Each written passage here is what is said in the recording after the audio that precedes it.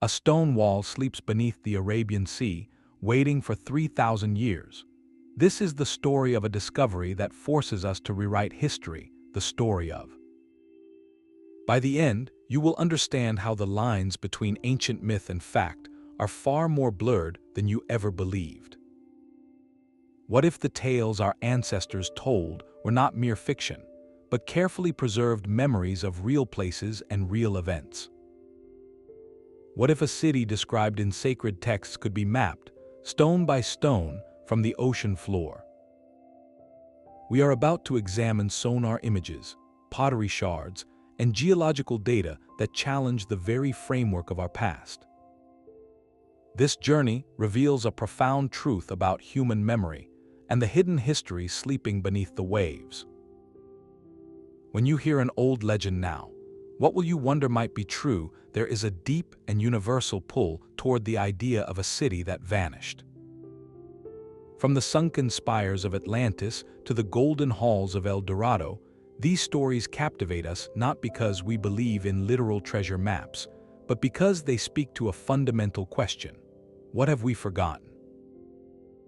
Every culture, in every corner of the world, holds within its oldest stories the memory of a magnificent place that was random fantasies.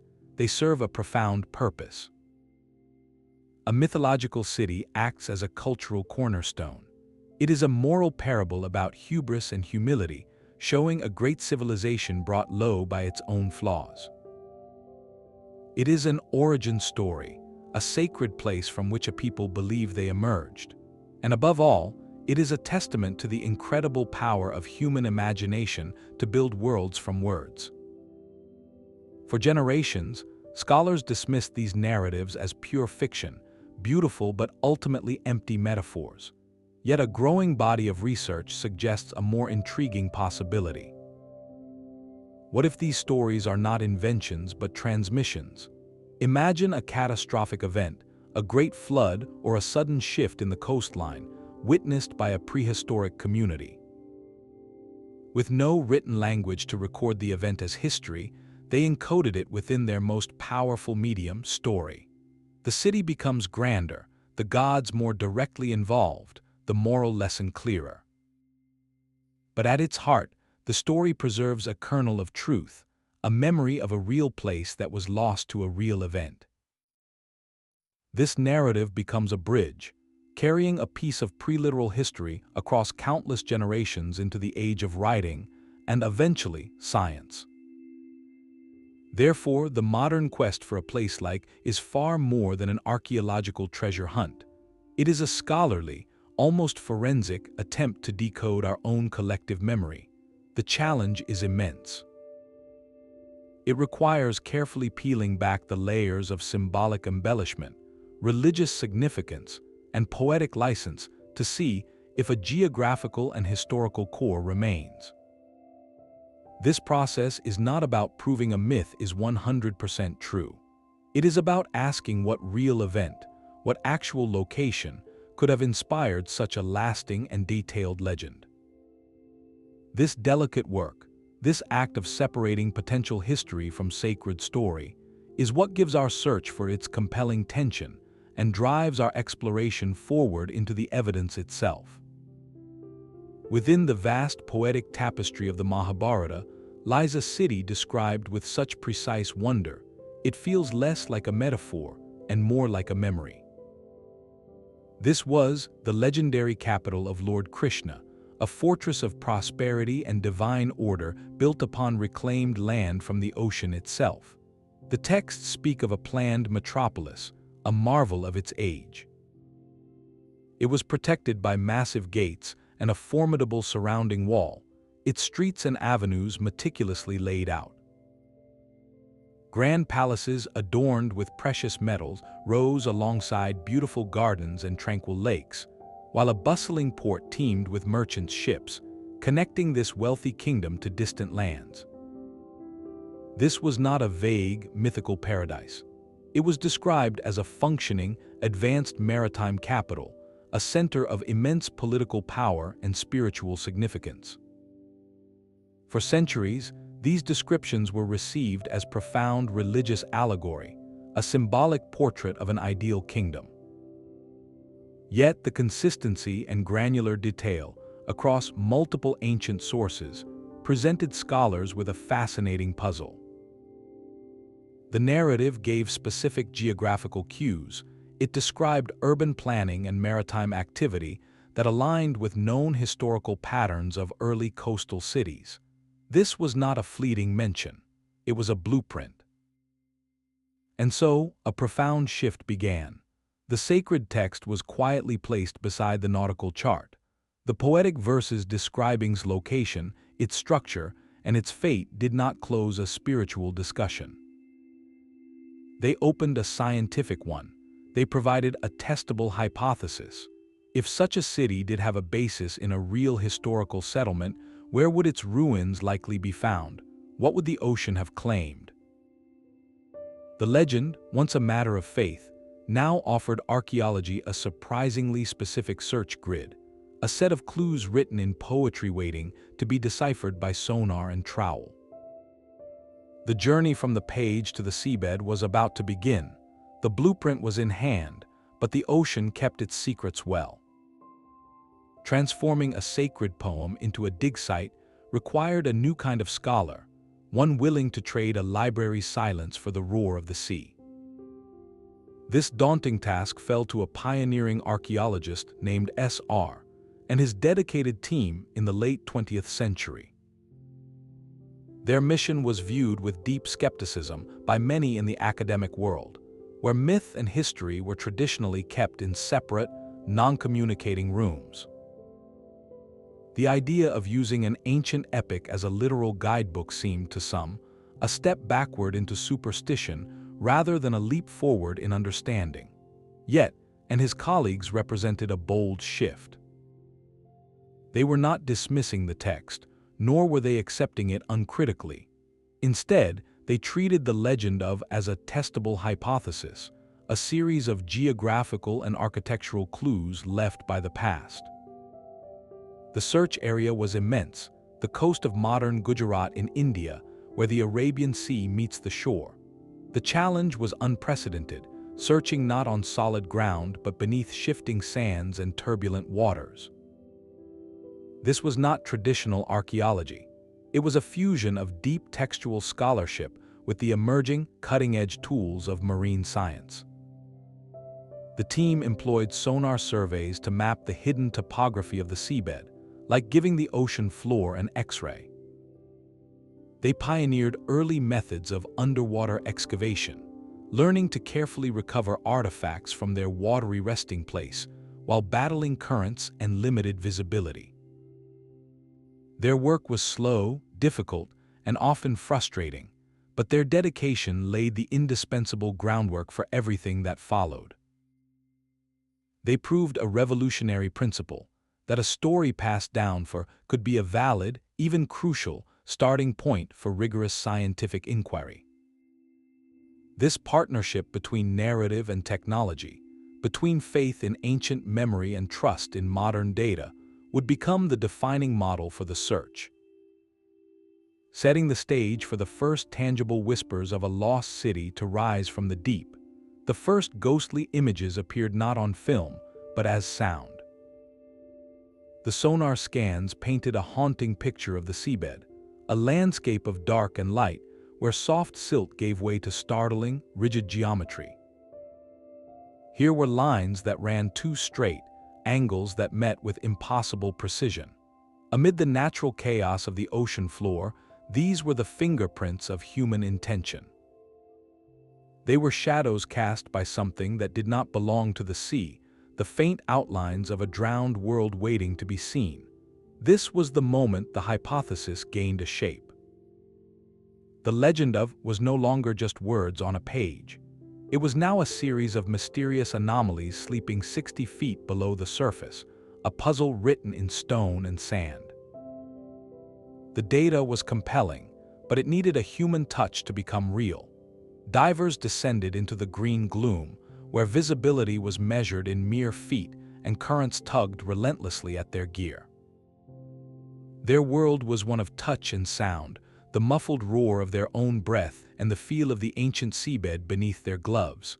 And then, they made contact. Fingers brushed against not rock but worked stone. They traced the edges of massive, interlocking blocks, each one weighing many tons, fitted together without mortar in a technique lost to time. This was the verification. The sonar shadows had substance. The geometric shapes were the remains of colossal walls, fortifications designed to withstand the force of the ocean itself. They mapped the remnants of a vast protective barrier that once encircled a city. Further exploration revealed a long, linear structure extending seaward, its design perfectly suited for mooring vessels. This was a jetty, a deliberate piece of maritime architecture that spoke of a society deeply connected to the sea, a society of traders, fishermen, and naval power. The discovery was no scattered collection of pottery or tools, though those would come later. This was the skeleton of the city itself. The scale was undeniable, the planning evident in every aligned stone. For the first time, the epic's description of a fortified, planned metropolis with a grand port had a physical address. The poetry of the Mahabharata now echoed in the silent, sunken masonry, and speculation was irrevocably transformed into a site of profound historical inquiry. Yet the stones themselves could not speak their age. To move from a map of ruins to a chapter in history, the silent walls needed voices, and those voices came in the form of broken pottery. Recovering from the seabed was a trail of shattered ceramics, humble fragments that became the most eloquent time capsules. Each recovered shard, from the curve of a storage jar to the delicate lip of a drinking cup, held within its clay a story of daily life, trade, and technological skill. Archaeologists carefully studied their forms, the composition of their fabric, and the distinctive techniques used to make them, from hand coiling to the use of the fast wheel. These characteristics were then meticulously compared to a vast library of known pottery styles, a chronological catalog built from decades of land excavations across the Indian subcontinent. This comparative method, called typology, allowed researchers to place the submerged artifacts within a relative timeline. A particular shape of a dish or a specific type of glaze could be a recognizable signature of a known cultural period. But the team sought more than relative dates. They wanted an objective anchor in time.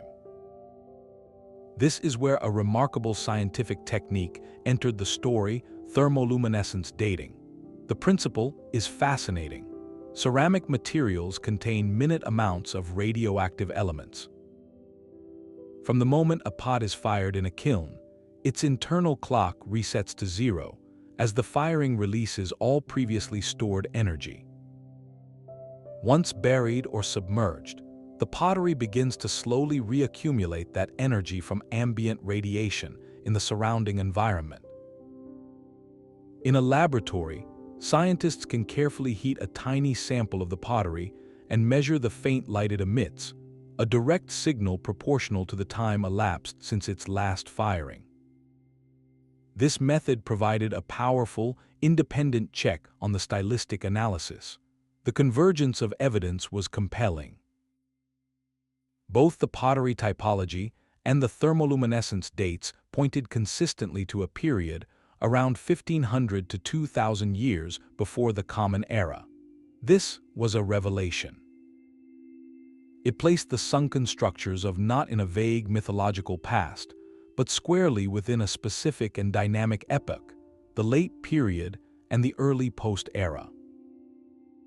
This was a time of great transformation, when the great urban centers of the Indus Valley civilization were undergoing change, and new cultural and political networks were emerging across the region. The discovery suggested that a major, fortified maritime settlement flourished right on the Arabian Sea coast during this pivotal age. Suddenly, the legend gained a plausible historical setting. The timeline implied that memories of a powerful coastal city, one that eventually met a catastrophic end, could have been preserved and woven into the epic narratives over succeeding centuries. The pottery trail did more than date stones.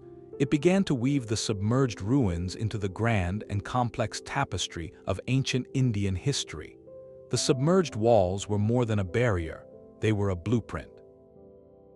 As archaeologists meticulously mapped the foundations on the seabed, a remarkable picture of urban intelligence began to emerge from the silt. The layout revealed a street grid, a network of thoroughfares intersecting at right angles, creating distinct city blocks. This was not haphazard growth. It was deliberate, systematic planning, a hallmark of an advanced civic society that valued order, movement, and public space. Even more telling was the evidence of a sophisticated drainage system, channels designed to manage water flow and maintain sanitation for a dense population. Scattered throughout the grid, researchers identified a series of circular structures, likely deep wells or reservoirs. In a coastal city, securing a reliable supply would have been a paramount concern, a critical piece of infrastructure that speaks directly to foresight and communal welfare.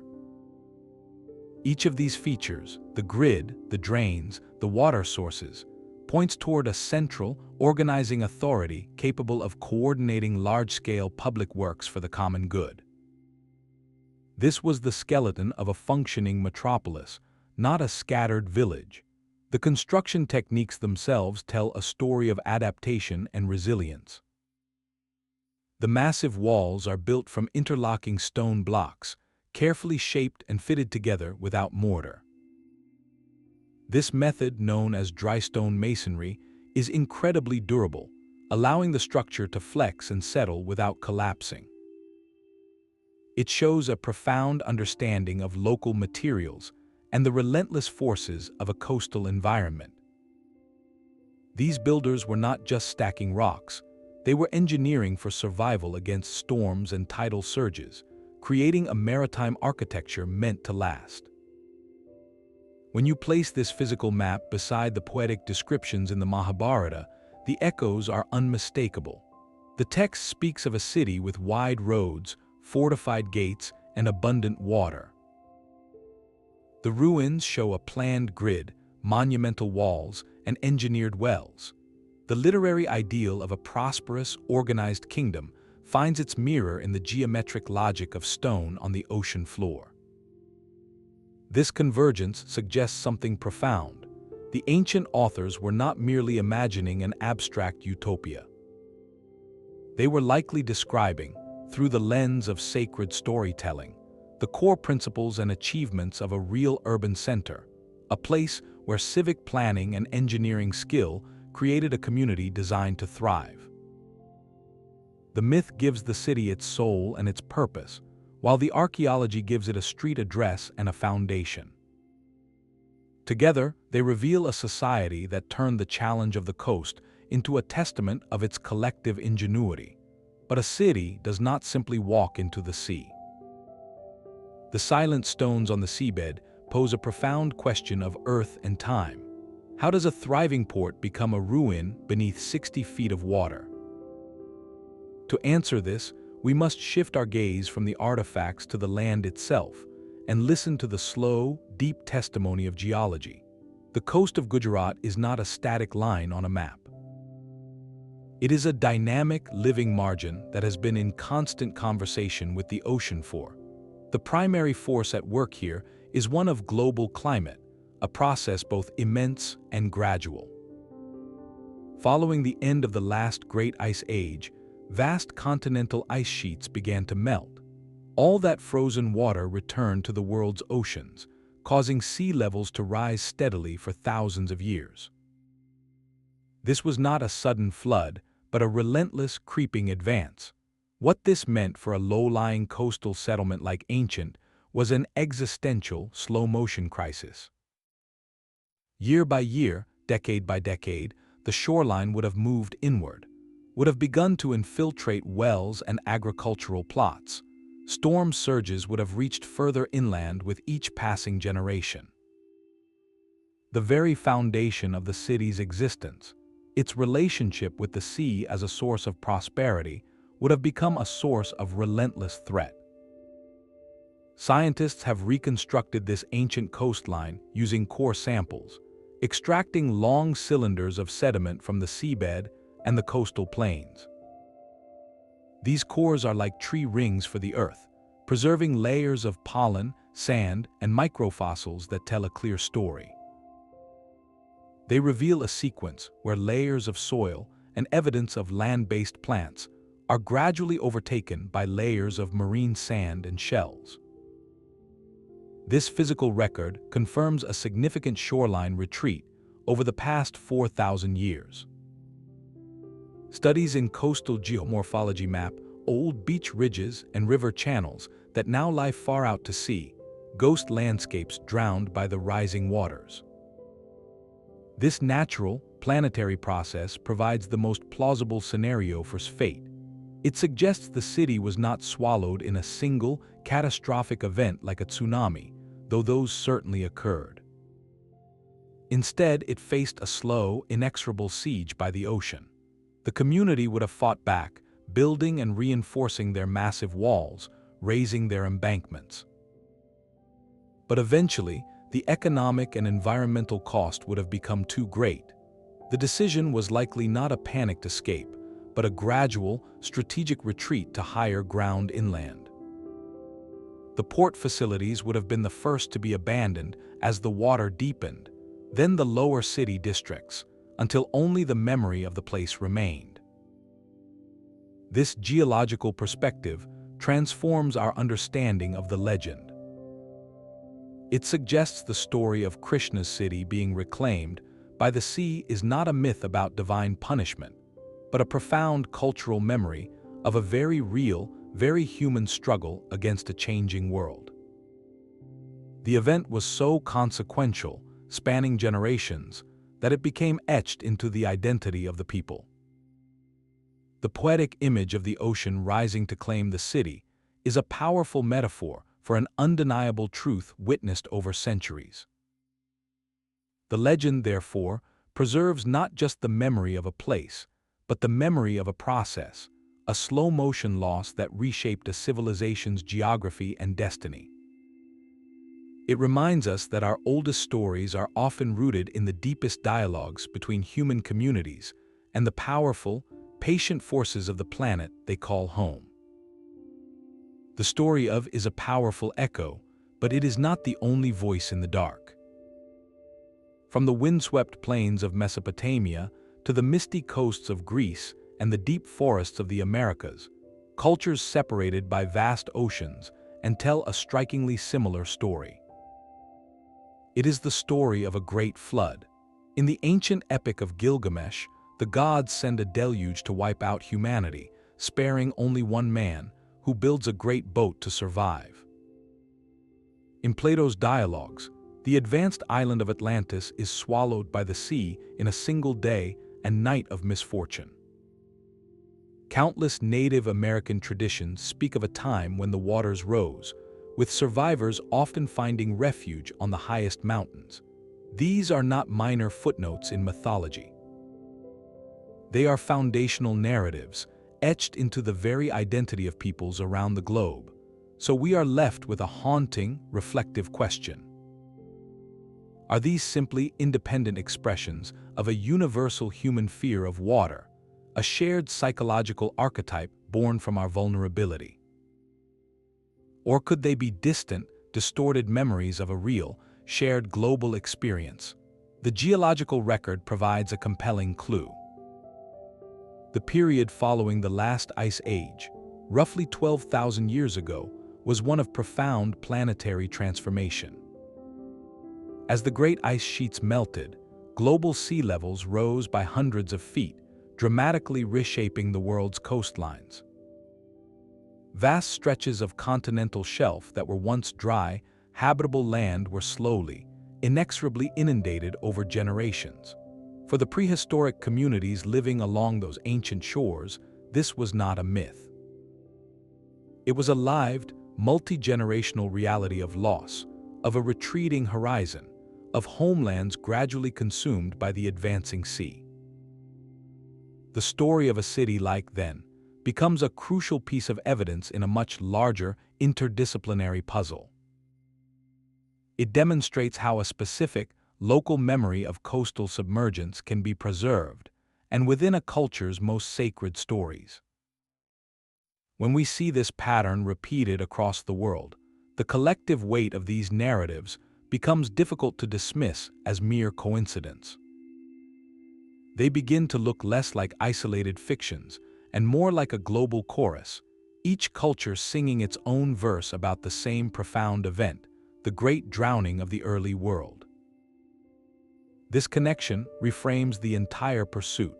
Archaeology is no longer just uncovering a single city. It is helping to decode a planetary memory, written in stone and story, of humanity's long relationship with a changing Earth. This powerful global pattern brings us to the most famous lost city of all, a name that has become synonymous with mystery itself, Atlantis. Yet a direct comparison between the quests for Atlantis and reveals a fundamental difference, one rooted not in the ocean floor, but in the very nature of the stories that launched the searches. Plato's account of Atlantis appears in two of his philosophical dialogues, and it is crucial to understand the context. Plato was not a historian compiling a chronicle, nor was he a poet preserving an ancient epic.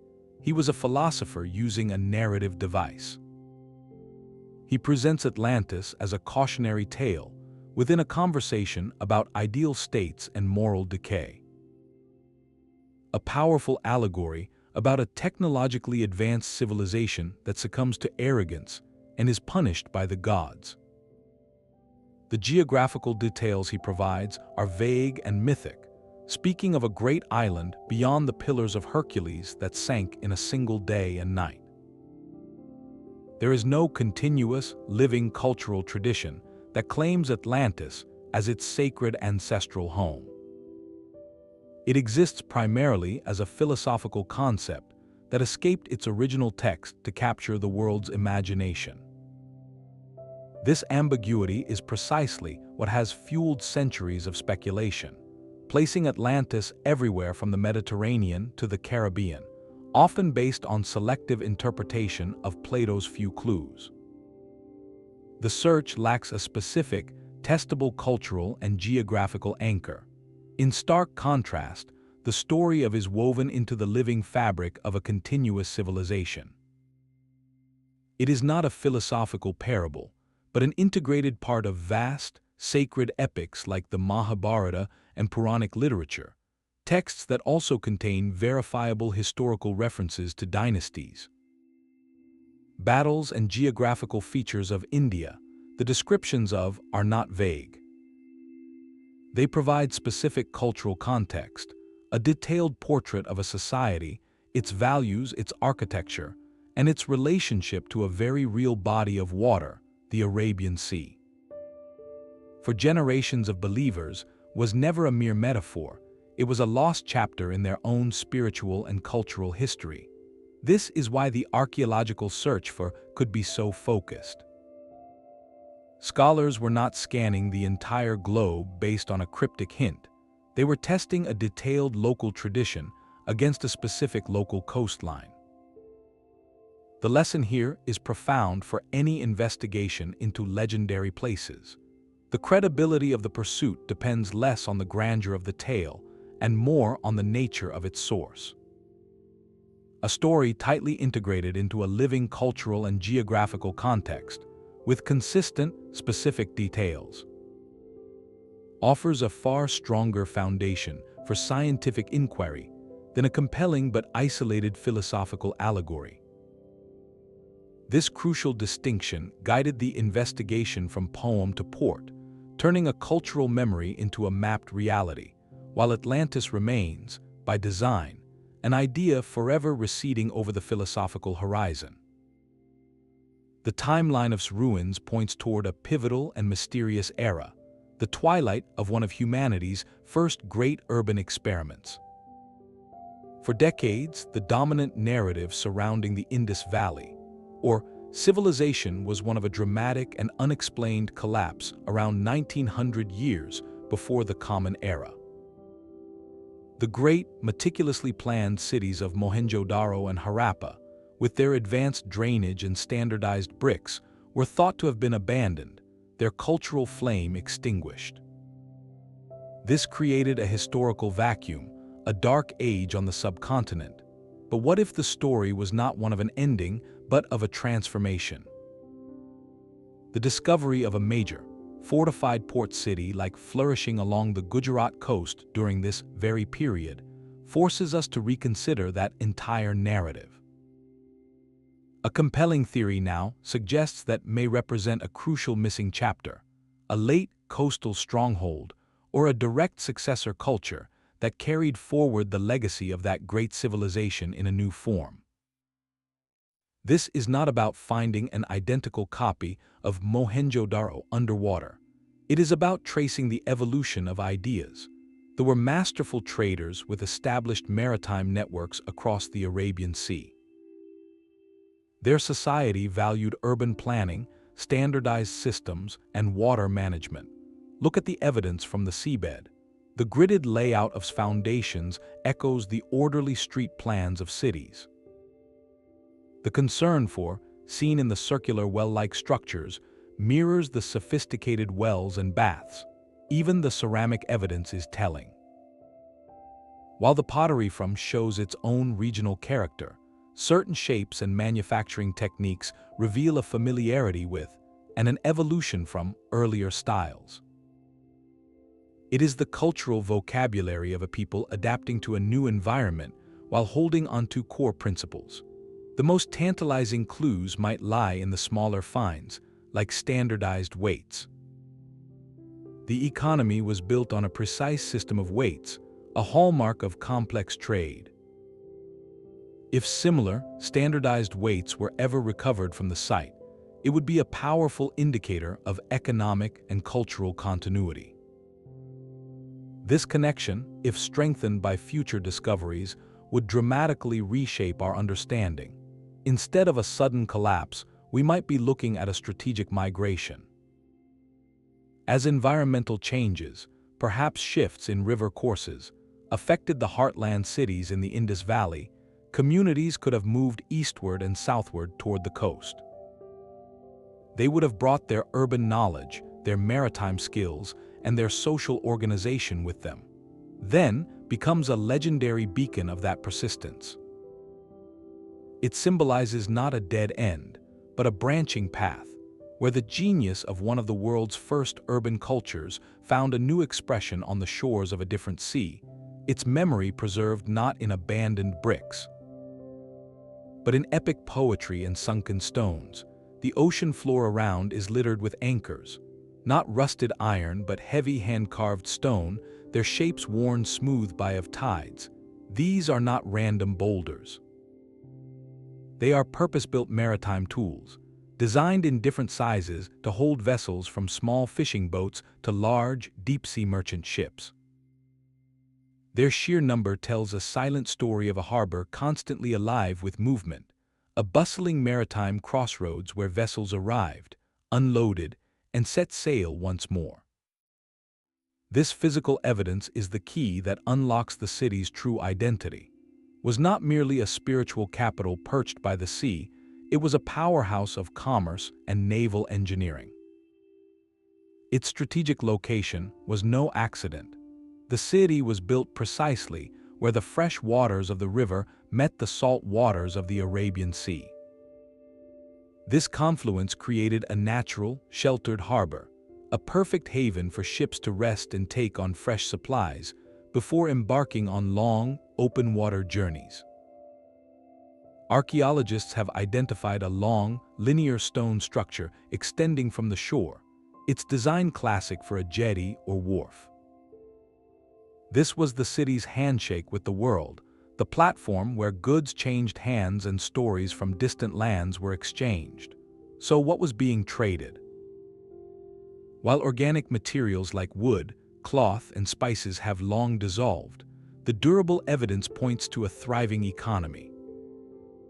The discovery of pottery styles from inland regions suggests a vibrant coastal interior trade network.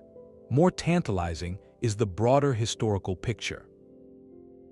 We know from Mesopotamian clay tablets that around the time flourished, there was active sea trade between the Indus region and the civilizations of the Persian Gulf. Cargoes likely included precious Indian timber, ivory, gemstones, cotton textiles, and exotic spices, goods highly valued in the royal courts of the ancient Near East. With its fortified port and fleet, would have been a critical node in this vast, early global network. It served as a protected gateway, where goods from across the subcontinent were gathered, stored in warehouses, and loaded onto sturdy ships capable of navigating the monsoon winds. This redefines the city's grandeur. The prosperity described in the epics, the palaces and gardens, was not sustained by myth alone. It was built on a very real, very sophisticated economic engine. The wealth flowed from tariffs, from shipbuilding, from the skilled labor of sailors and merchants who understood the rhythms of the ocean.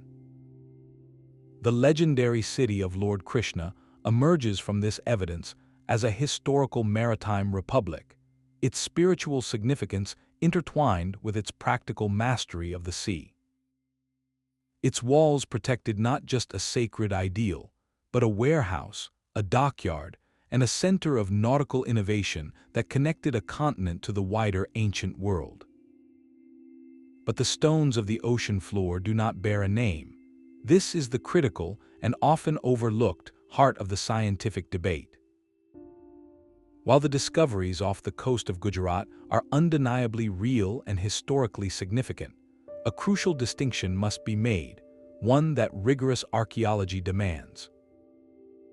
We have found compelling evidence of an ancient, sophisticated, submerged port city.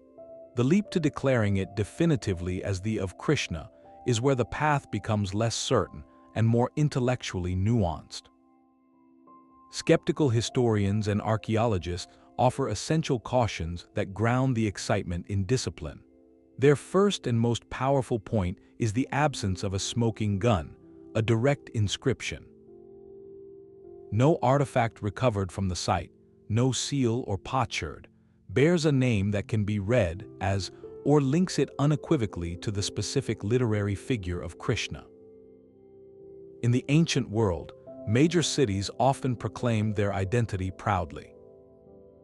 Without such a written claim from the ruins themselves, the identification, however plausible, remains a hypothesis based on correlation, not confirmed causation. This opens the door to other, less romantic but equally valid interpretations. Could these impressive ruins be those of another, now forgotten maritime kingdom from the same era? The coast was likely dotted with such settlements, centers of trade and power whose names have been lost to time. It is entirely possible that the discovered city was a major port known by a different name, its story separate from the epic narratives, only later having its memory and physical remains adopted into the growing legend of, as cultures merged and stories evolved. This leads to the second major caution, a subtle bias known as confirmation. When a team sets out to find a specific place described in a beloved text, there is a natural, almost subconscious, tendency to interpret ambiguous evidence in a way that fits the pre-existing story. A vaguely geometric sonar shape becomes a palace foundation because the legend mentions a palace. A cluster of stones becomes a temple because a temple feels right. This is not dishonesty, it is a human challenge in any historical science. The profound cultural and emotional weight of the narrative exerts a powerful gravitational pull, making it essential for researchers to consciously step back and ask, if we did not know this legend, what would this collection of walls and pottery suggest to us? This disciplined skepticism is not a dismissal of the find's importance. On the contrary, it is what elevates the investigation from a treasure hunt to a credible historical inquiry. It reminds us that the ultimate value of the site may lie not in proving a myth literally true, but in revealing a previously unknown chapter of Indian maritime history. A chapter that later generations then wove into their most sacred stories. The journey from a correlation on a map to a confirmed identity in the historical record is a long and careful one, paved not with assumptions, but with continuously scrutinized evidence. The true power of a story lies not in its literal accuracy, but in its endurance. Across the span of generations, long before the written word could anchor events to a page, human communities relied on a remarkable technology of the mind, cultural memory. This is not a passive remembering, but an active collective process. Through ritualized storytelling, epic poetry, and song, a society encodes its most vital truths, its origins, its traumas, and its triumphs into a narrative framework designed to survive.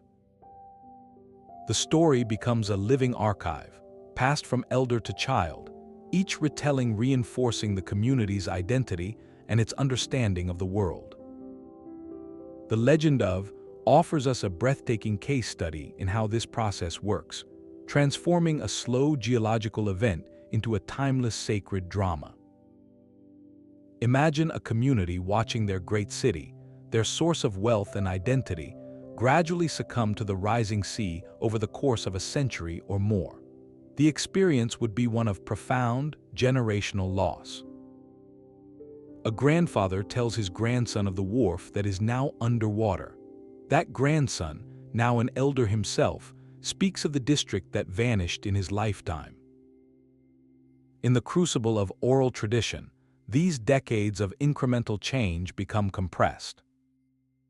The relentless, impersonal force of the ocean is, given motive and agency, becoming the divine sea reclaiming what was once lent. The slow retreat becomes a single, cataclysmic event, a moment of high drama far easier to remember and retell than a century of erosion. This compression is not a lie. It is a profound mnemonic device, a way to preserve the core truth of a monumental historical experience, the loss of the city, by wrapping it in a narrative that is unforgettable. The mechanisms of this preservation are ingenious.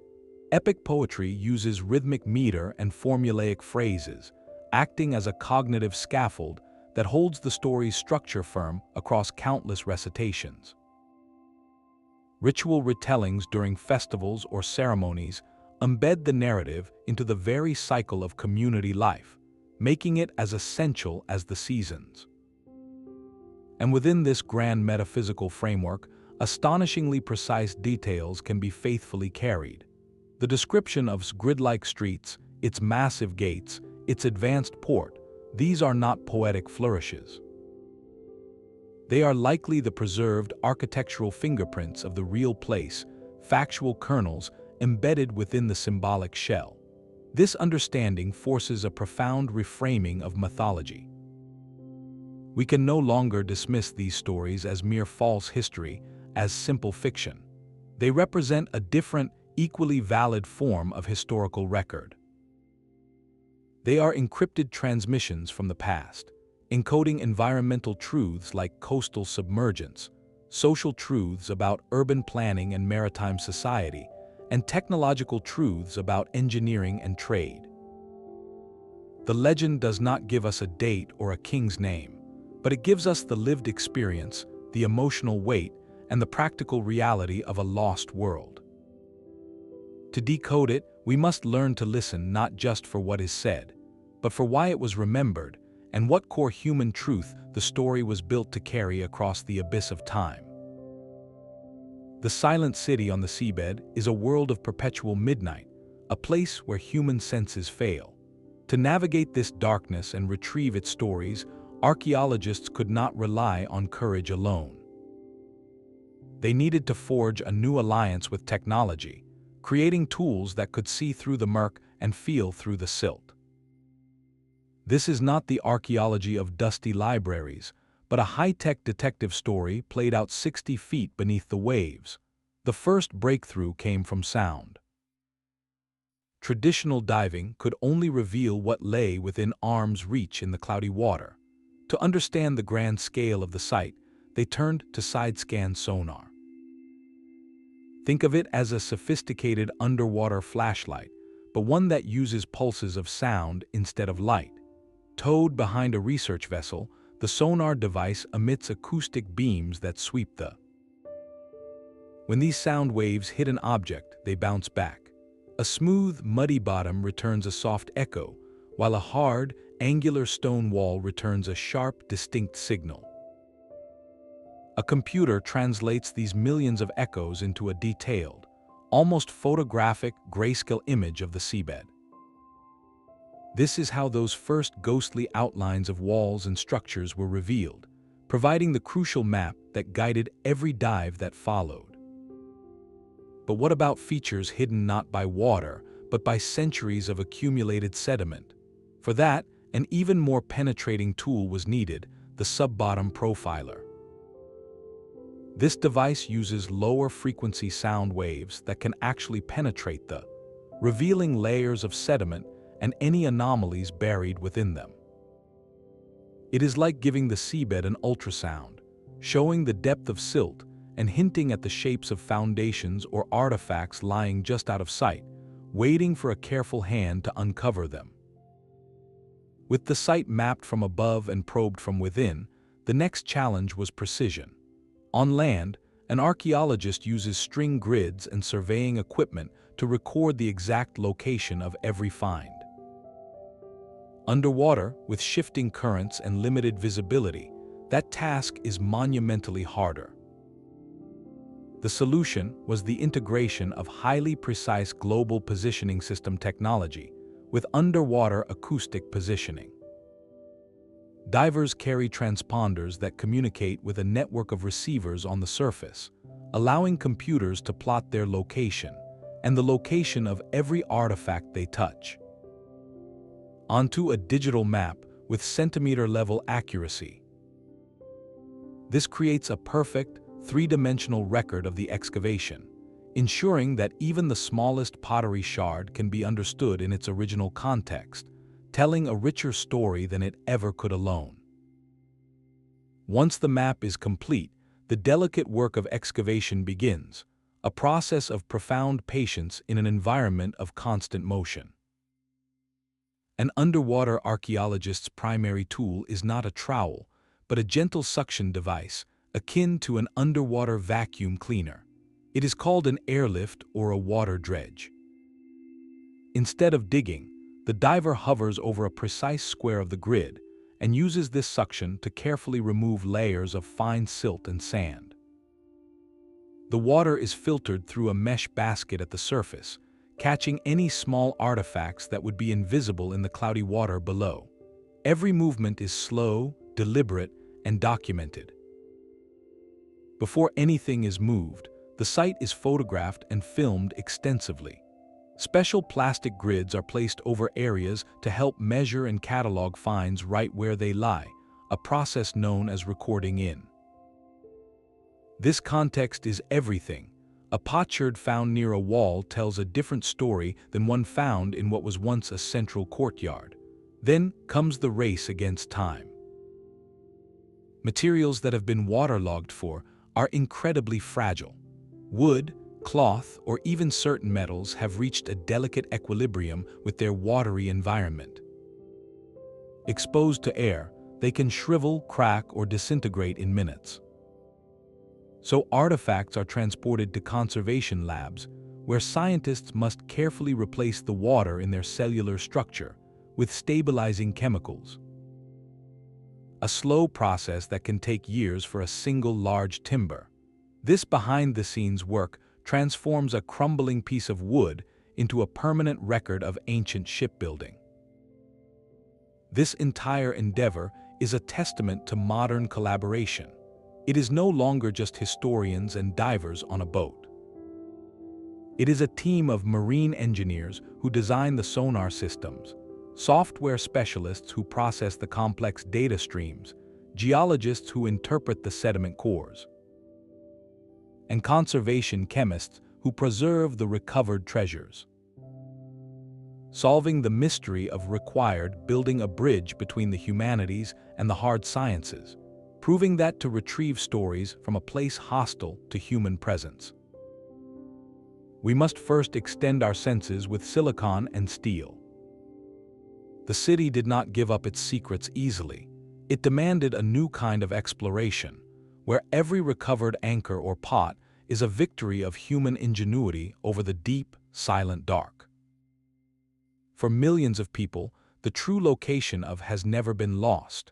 It resides not on any map, but within the heart of a living spiritual tradition. Here, the city transcends stone and mortar to become a luminous symbol, the earthly capital of Lord Krishna, a divine blueprint for a kingdom governed by righteousness or dharma. In this theological landscape, represents the ideal harmony between the material and the spiritual. It is a vision of prosperity achieved through ethical conduct, of community founded on divine order, and of beauty as an expression of sacred truth. Its eventual submersion carries a profound philosophical weight, a reminder of the impermanent nature of all worldly constructions, even those touched by the divine. This narrative is not a historical account waiting for verification. It is a timeless truth about the nature of reality itself. So where does the discovery of physical ruins leave this deeply held faith? The interaction is more nuanced than a simple validation. For some, the underwater findings feel like a powerful echo, a tangible affirmation that their sacred stories are rooted in a real past. It adds a layer of historical resonance to their devotion. For others, the archaeological debate is entirely peripheral, a fascinating but separate inquiry that does not touch the eternal symbolic truth of, which exists independently of any single excavation. The scientific pursuit and the spiritual understanding often operate on parallel tracks, asking different questions and satisfying different human needs. One seeks to reconstruct a timeline from pottery and sonar scans.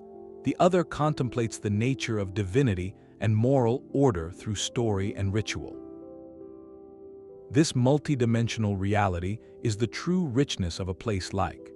It exists simultaneously as a potential archaeological site, a pillar of cultural identity, and a vessel of profound philosophical meaning. To understand it fully, we must hold space for all these layers. The discovery of walls does not diminish the city's symbolic power. It merely adds another, complementary dimension to its legacy. It shows us that the human quest for meaning expresses itself in dual ways, through the meticulous scrutiny of evidence and through the enduring poetry of belief. Both are attempts to reach across time, to connect with something greater than ourselves, whether we find it in the quiet of a laboratory or the silence of contemplation. This coexistence offers a crucial lesson in humility, reminding us that our methods of knowing, while powerful, are not the only paths to truth. The stones hold a message written not in language, but in geography, a warning from the past that resonates with urgent clarity in our present. The geological record tells us this city did not fall to invaders or revolt, but to the patient, inexorable advance of the sea. This was not a sudden Hollywood catastrophe, but a slow-motion crisis that unfolded over generations, a creeping reality of in-wells, eroded coastlines, and the gradual, heartbreaking retreat from a beloved home. That ancient process, preserved in legend and now mapped in sediment cores, is a prehistoric case study of environmental displacement. Our ancestors witnessed and ultimately adapted to a world remade by climate, their story encoded in myth for us to later decipher. There is a profound and unsettling irony here. The very disruptions that shaped our oldest cautionary tales, the floods and lost lands of global folklore, are no longer distant memories. They are the projections on our scientists' screens, the future certainty of our own coastal cities. The narrative has completed a circle. We once studied these stories to understand our past. Now we must listen to them to navigate our future. The lesson of, and cities like it, is not one of inevitable doom, but of profound adaptation. It demonstrates that civilizations are not defined by the stability of their environment, but by their capacity to respond to change. Our ancestors, lacking our technology but rich in communal memory, made the difficult choice to move, to reinvent their lives further inland. They turned a story of loss into a pillar of cultural identity. This reframes the entire pursuit of mythological cities. It moves the search from a historical curiosity to a deeply relevant study in long-term resilience. What can we learn from how past societies managed gradual, existential threat? How did they maintain social cohesion during a retreat that spanned lifetimes? The answers are not just in their pottery, but in the very fact that the story survived, a tool for making sense of shared hardship. When we look at the projected maps of rising seas and the communities that stand in their path, we are not looking at an abstract problem. We are looking at the next chapter in a very old human story. The submerged walls off the coast of Gujarat are more than an archaeological site. They are a mirror, reflecting back a challenge we thought was new, but one that our collective memory has known for. The question is no longer whether the environment can change a civilization, but what story of adaptation we will choose to tell those who come after us. The quest for did not exist in a vacuum. It ignited a quiet revolution in how scholars approach India's vast ocean of ancient stories. Suddenly, other epic landscapes described with similar specificity began to beckon, inviting the same disciplined scrutiny that turned a poem into a port. Take the forest from the Mahabharata, a dense and seemingly impenetrable woodland that was said to have been cleared by a great fire. For generations, this was read as a powerful allegory for the spread of agriculture or the clash between different ways of life. But what if it also held a kernel of environmental memory?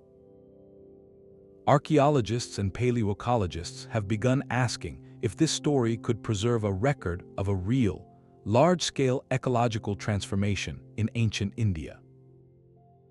By examining soil cores and pollen samples from regions associated with the legend, scientists search for layers of charcoal and ash that might correspond to a major, ancient burn event. The goal is not to find Arjuna's arrow, but to see if a dramatic change in the landscape, perhaps a natural wildfire or a deliberate clearing by early settlers, was so impactful that it became etched into cultural memory and later woven into the epic's narrative. This is the method in action, using a textual clue to formulate a scientific question about the past environment. Similarly, the grand journeys described in the Ramayana, crossing from present-day India to the island of, have inspired serious research into ancient maritime routes and possible geographical correlations. Scholars are not hunting for a flying chariot, but are instead mapping plausible sea passages, studying ancient boat-building techniques, and examining archaeological sites on islands like Sri that show evidence of very early cultural exchange. The epics provide a framework of connections between places, a network of relationships that can be tested against the material record of trade, migration, and cultural influence. This shift is profound. It means that these texts are no longer seen merely as religious scriptures or literary masterpieces to be analyzed in a library.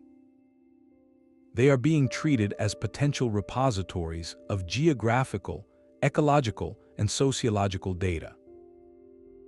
The stories become a starting point for interdisciplinary investigation, a hypothesis about how people moved, how they changed their environment, and how they remembered those changes. This transforms our understanding of the past from a collection of isolated facts into a woven tapestry, where threads of memory, place, and artifact are all part of the same grand design. The success proved that such an approach could yield tangible results, giving researchers the confidence to ask bold, new questions of other ancient narratives. It opened a door, suggesting that beneath the symbolic grandeur of India's mythological geography, there may lie a forgotten map of human experience, patiently waiting for us to learn how to read it. The story of a city rising from a legend has a powerful and famous echo in another part of the world. In the late 19th century, a wealthy German businessman became obsessed with a story, Homer's Iliad. To the scholarly establishment of his day, the epic tale of the Trojan War was a beautiful work of fiction, a foundational myth of Greek culture, but not a record of actual events. The city of Troy, with its towering walls and the famous wooden horse, was considered pure poetic invention. However, read Homer not as metaphor but as a literal guide. He believed every word, and he used the geographical clues within the ancient verses to identify a large mound in northwest Turkey called as the probable location. The academic world dismissed him as a rich amateur, a treasure hunter blinded by romantic fantasy. Yet he began to dig. His methods were crude by today's standards, but his finds were earth-shaking. He uncovered evidence of not one, but multiple cities built atop one another, a testament of occupation. Then came the moment of vindication. He discovered a magnificent cache of gold jewelry, vessels, and weapons, which he famously declared to be the treasure of Priam. While later analysis showed these artifacts were from a much earlier period than the supposed time of the Trojan War, the fundamental point was made. Had proven that was indeed a major Bronze Age city, a powerful kingdom that controlled the vital trade routes Homer described. The scholarly consensus was forced into a dramatic reversal. The myth had been a signpost to a profound historical reality. The story of Troy teaches us a crucial lesson about the relationship between epic poetry and archaeology. It demonstrated that a narrative filled with gods and heroes could still be anchored to a real geographical place and a real historical context of conflict and wealth. The details of the Iliad, the descriptions of the landscape, the importance of the location, these were not random inventions. They were memories, amplified and dramatized over centuries of retelling, but memories nonetheless. This precedent is directly parallel to the search for. Like, the archaeologists were guided by a sacred text others dismissed as allegory. They faced similar skepticism, the same charges of mistaking myth for history. And just as their work revealed the foundations of a sophisticated ancient settlement exactly where the stories said it would be. The discovery of Troy did not prove the existence of the goddess Athena or the exact details of Achilles' duel with Hector. It proved that the epic was rooted in the memory of a real, powerful coastal city that was destroyed in warfare, a cataclysm so significant it echoed for 1,000 years in song. Similarly, ruins do not confirm the divine nature of Krishna, but they powerfully validate the epic's memory of a major fortified port that met a catastrophic end against the sea. Its legacy, despite its controversies, fundamentally changed the game. It broke the artificial wall between literature and archaeology, proving that our oldest stories deserve to be taken seriously as potential maps to our past. His success legitimized the entire endeavor of searching for truth within legend, giving every subsequent explorer, from the Mediterranean to the Arabian Sea, the courage to ask if Troy was real. What else might be waiting beneath the soil or the waves for us to find? Satellites now watch over the ancient Earth with a patient, all-seeing eye. This is the quiet revolution of satellite archaeology, a field that allows us to peel back the visible surface of the planet to read the faint, hidden text written beneath. It operates on a simple but profound principle: human activity leaves a lasting signature, not just in stone, but in the very soil and vegetation that grows above it. When a massive stone wall is buried over centuries, the ground above it behaves differently. It may retain less moisture than the surrounding soil, or it might actually hold more.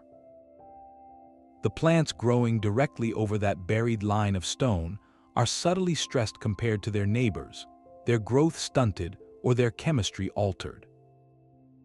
To the human eye standing in a field, these differences are completely invisible. But to a satellite sensor capturing specific wavelengths of light, far beyond what our eyes can see, these variations become a stark pattern. This technique, called multispectral analysis, transforms the landscape into a coded map. What looks like a uniform plane from the ground reveals, from space, the ghostly grid of a forgotten settlement, the circular imprint of a long-vanished palisade, or the straight line of an ancient road heading toward the horizon. The power of this view from orbit is its sheer scale and speed. A researcher can now survey hundreds of square miles in a single dataset, identifying promising anomalies, places where the Earth whispers of something hidden, long before a single shovel touches the ground. This changes the very economics and strategy of exploration. It allows teams to move from random surveying or purely text-based searching to a targeted, hypothesis-driven approach, using 21st century tools to ask 21st century questions of our oldest stories. For coastal sites, the technology adapts. Specialized satellites and aircraft equipped with sensors like LiDAR, which uses laser pulses to map topography, can peer into shallow, clear coastal waters. They can create detailed three-dimensional models of the seabed, revealing ridges, mounds, and geometric shapes that might be natural, or might be the last echoes of human construction. While the core discoveries were made through the brave, hands-on work of divers and sonar, satellite remote sensing represents the next logical step in the investigation. It allows scientists to scan the broader coastal region, asking if it was an isolated marvel or the crown jewel of a network of now-drowned ports. Could there be other, older settlements further out on the continental shelf, lands submerged even earlier in the post-ice age sea level rise? The technology provides a way to test the wider geographical canvas of the epochs on a previously impossible scale. This is the new frontier in the search for mythological truth, a partnership between orbital intelligence and ocean depth. It means the next lost city might not be found by a lone scholar reading a dusty manuscript, but by an algorithm quietly scanning a satellite image, flagging a curious pattern of plant health in a remote desert, or a suspiciously straight shadow on a shallow.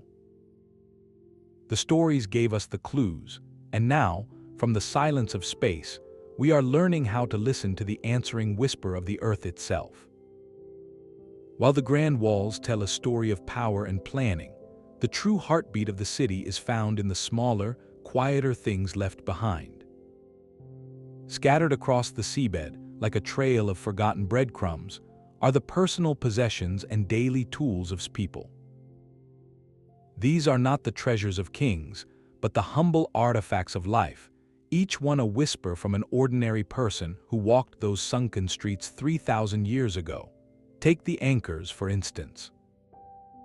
We find them carved from stone, heavy and practical, but also smaller ones cast from lead. This simple variation speaks volumes. The large stone anchors would have secured substantial merchant vessels carrying goods across the Arabian Sea, while the lead ones likely belonged to smaller local fishing boats. This tells us the economy was layered, supporting both grand international trade and the essential daily sustenance of its own community. It was a city fed by the sea in every sense, from the fisherman's net to the merchant's ledger. Then there is the touch of personal beauty. Among the silt, archaeologists have recovered beads, tiny and exquisite, crafted from carnelian, agate, and lapis lazuli. These are not local stones. Carnelian and agate sources lie far inland, while lapis lazuli could only have come from distant Afghanistan, traveling along trade networks that stretched for thousands of miles. A single bead, therefore, is a map of the ancient world. It tells of artisans who drilled perfect holes through hard stone with patient skill. It speaks of merchants who transported these precious materials. And most intimately, it reveals the citizen who wore it, someone who valued adornment, who expressed status or identity through a touch of color and light against their skin. These beads are proof that the city's wealth and connections filtered down, touching the lives of its inhabitants in personal, beautiful ways. Fragments of baked clay hint at other dimensions of life. While no large statues have been found, pieces of smaller figurines suggest a world of domestic ritual and perhaps spiritual practice. Such figurines are common in ancient cultures, often representing deities, animals, or revered ancestors, used in household shrines or community ceremonies. Their presence suggests a rich, personal layer of belief that existed alongside the grand theological narratives. Even more telling are the scarce but significant metal fragments. Evidence of copper and possibly bronze points to a society with metalworking knowledge, capable of creating tools, weapons, and ornaments. This technological capability was crucial for shipbuilding, for crafting fishing hooks and anchors, and for the defense of the city itself. Each metal shard is a remnant of a workshop's fire, of the smith's hammer shaping the very sinews of the city's strength and commerce. These objects, an anchor, a bead, a bit of shaped clay or metal, are the true voices of. The epic poems give us the sweeping saga of kings and gods, of a city's glorious rise and dramatic fall. But these artifacts give us the texture of the everyday. They show us the fisherman checking his mooring line, the merchant weighing a string of beads for sale, the artisan carefully forming clay, the family keeping a small figurine in a niche in their home. This is the grassroots history, the foundation upon which the legendary city was actually built. The flood may have taken their home, but in these silent, sunken objects, their hands still speak. They remind us that history is not just about monuments and catastrophes. It is about the countless small acts of living that, when gathered together, create a civilization worthy of being remembered in song for 3,000 years. A river is the memory of a landscape, constantly rewriting itself. The ancient texts are clear. The legendary city of was intimately linked to the river, its artery flowing into the same sea that sustained its port. To understand the city's fate, we must follow the river's own forgotten story, a tale written not in words, but in silt and shifting channels. This is the science of fluvial geomorphology, the study of how rivers shape and are shaped by the land over immense stretches of time. A river is never truly still.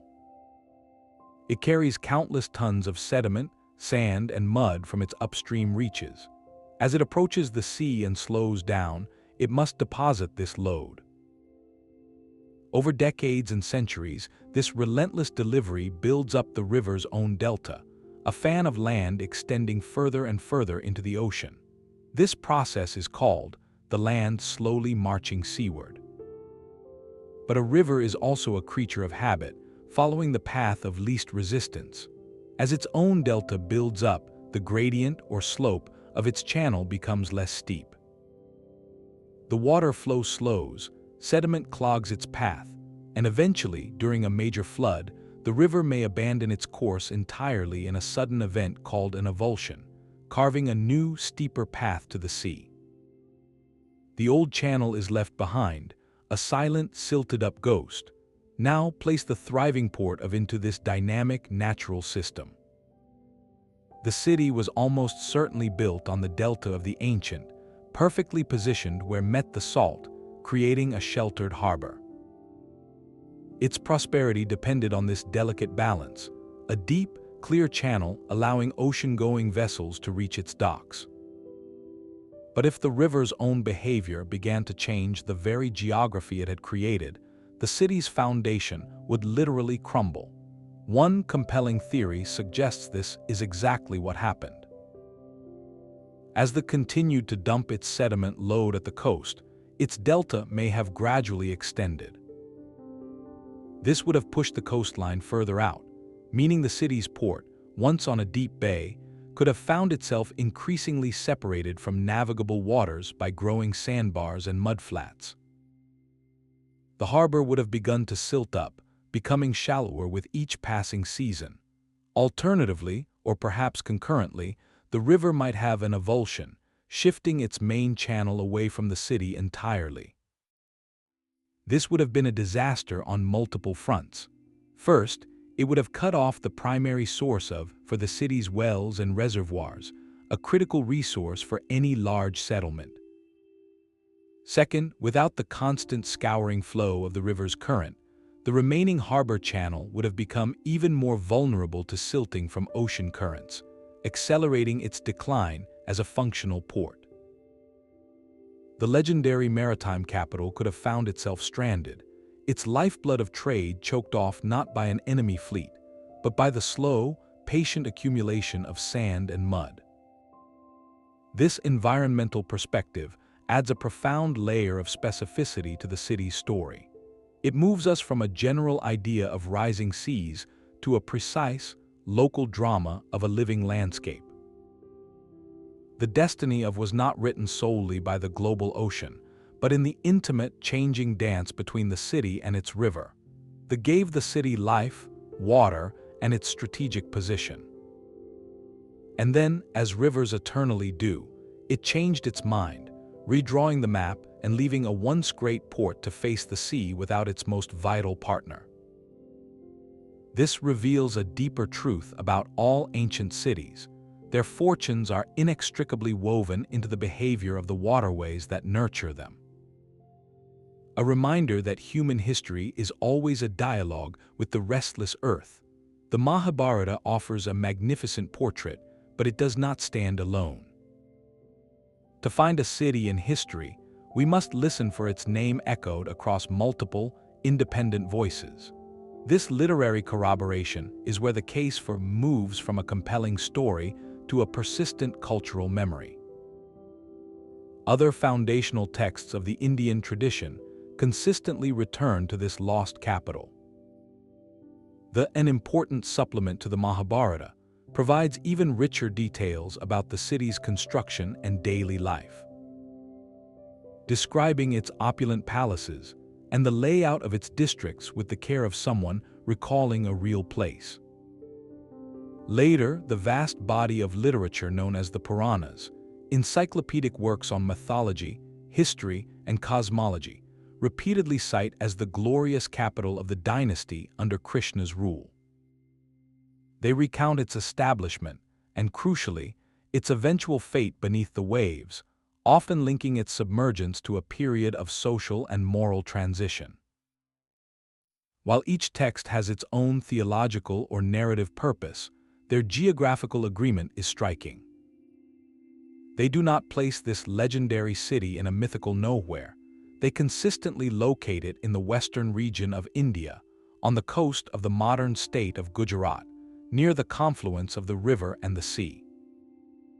This is not a vague spiritual concept.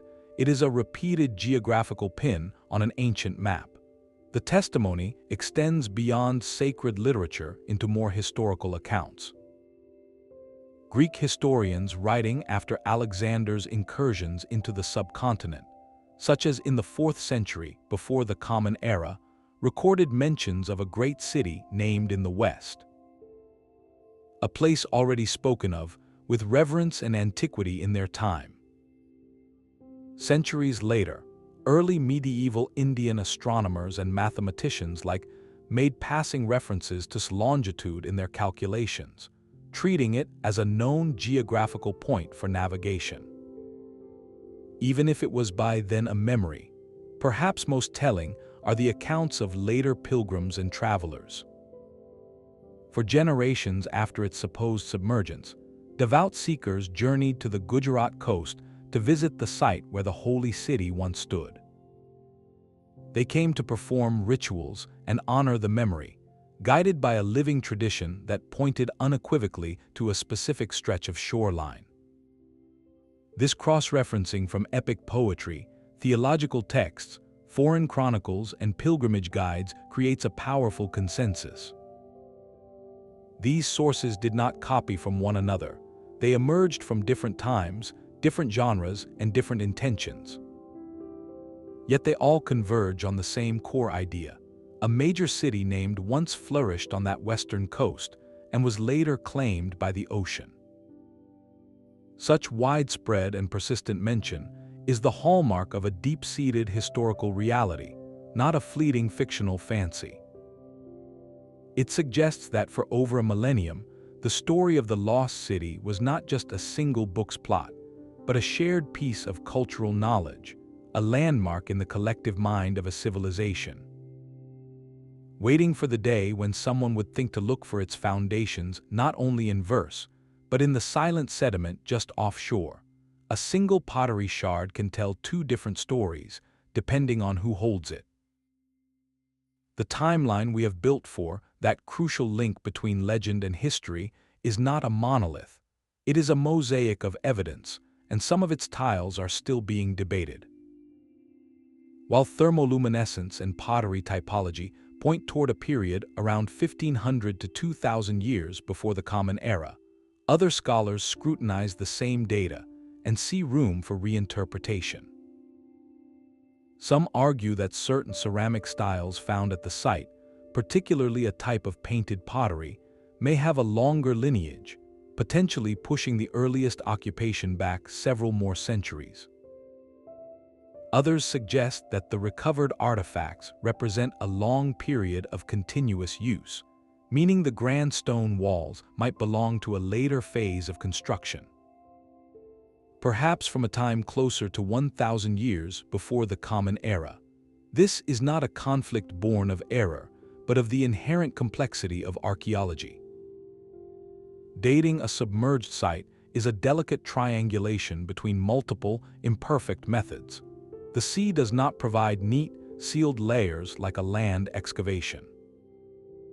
Currents can shift artifacts, and later settlements can be built directly atop older ones, creating a palimpsest that is incredibly difficult to read with absolute certainty. These chronological debates are not academic nitpicking. They fundamentally reshape the city's proposed place in history. If the earlier dating holds stronger, becomes a powerful contemporary of the late world, a coastal sister to the great inland cities during their period of transformation. Its story is then one of direct cultural and economic continuity. If a later dating gains more support, the narrative shifts.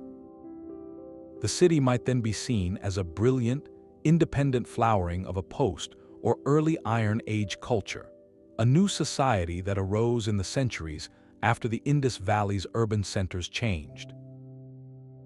Building its own maritime identity on the foundations of earlier knowledge, each timeline paints a different picture of cultural genesis. Was a resilient heir or an innovative pioneer? The answer changes how we understand the entire cultural landscape of ancient India. This ongoing conversation is the true heartbeat of the discipline. It reminds us that archaeology is not a search for final answers, but a process of continuous inquiry. A new core sample from the seabed, a fresh analysis of ceramic chemistry, or a revolutionary dating technique developed tomorrow could tilt the scales of evidence. The story of is not a book that has been closed and placed on a shelf. It is a manuscript still being edited, with each diving season and each lab result offering a chance to add a new sentence or revise an old assumption. This living debate is what makes the search so compelling. It means the city beneath the waves is not a static relic, but an active participant in a modern conversation, its silent stones still posing questions that challenge us to look deeper, think more carefully, and remain humble before the vast, incomplete puzzle of our past. The story of did not stay confined to academic journals. It surged into the living rooms and public squares of a nation, becoming a shared point of pride. News headlines proclaimed the discovery of Krishna's city. Documentaries with sweeping underwater footage brought the silent ruins to vivid life. And school textbooks began to include images of the ancient stone anchors. For millions, this was not merely an archaeological update, it was a profound validation.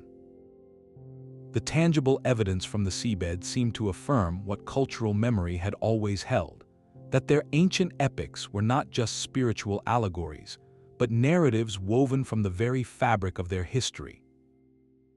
The city beneath the waves became a powerful symbol, a tangible link to a glorious and sophisticated past, fueling a deep sense of national identity and continuity. This public embrace created a fascinating dynamic, a delicate dance between heartfelt patriotic sentiment and the meticulous, often slow pace of scientific inquiry. The media, understandably drawn to the compelling narrative, sometimes framed the discovery with a certainty that archaeologists themselves were careful to phrase as probability. The public, eager for confirmation, could interpret a fascinating correlation as definitive proof. This placed researchers in a unique position. They were not just scientists uncovering a site, they were stewards of a national treasure that carried immense emotional weight. Their challenge became one of communication, to share the genuine excitement of the find while patiently explaining the methods and the necessary caveats, that science moves through evidence, not through declaration.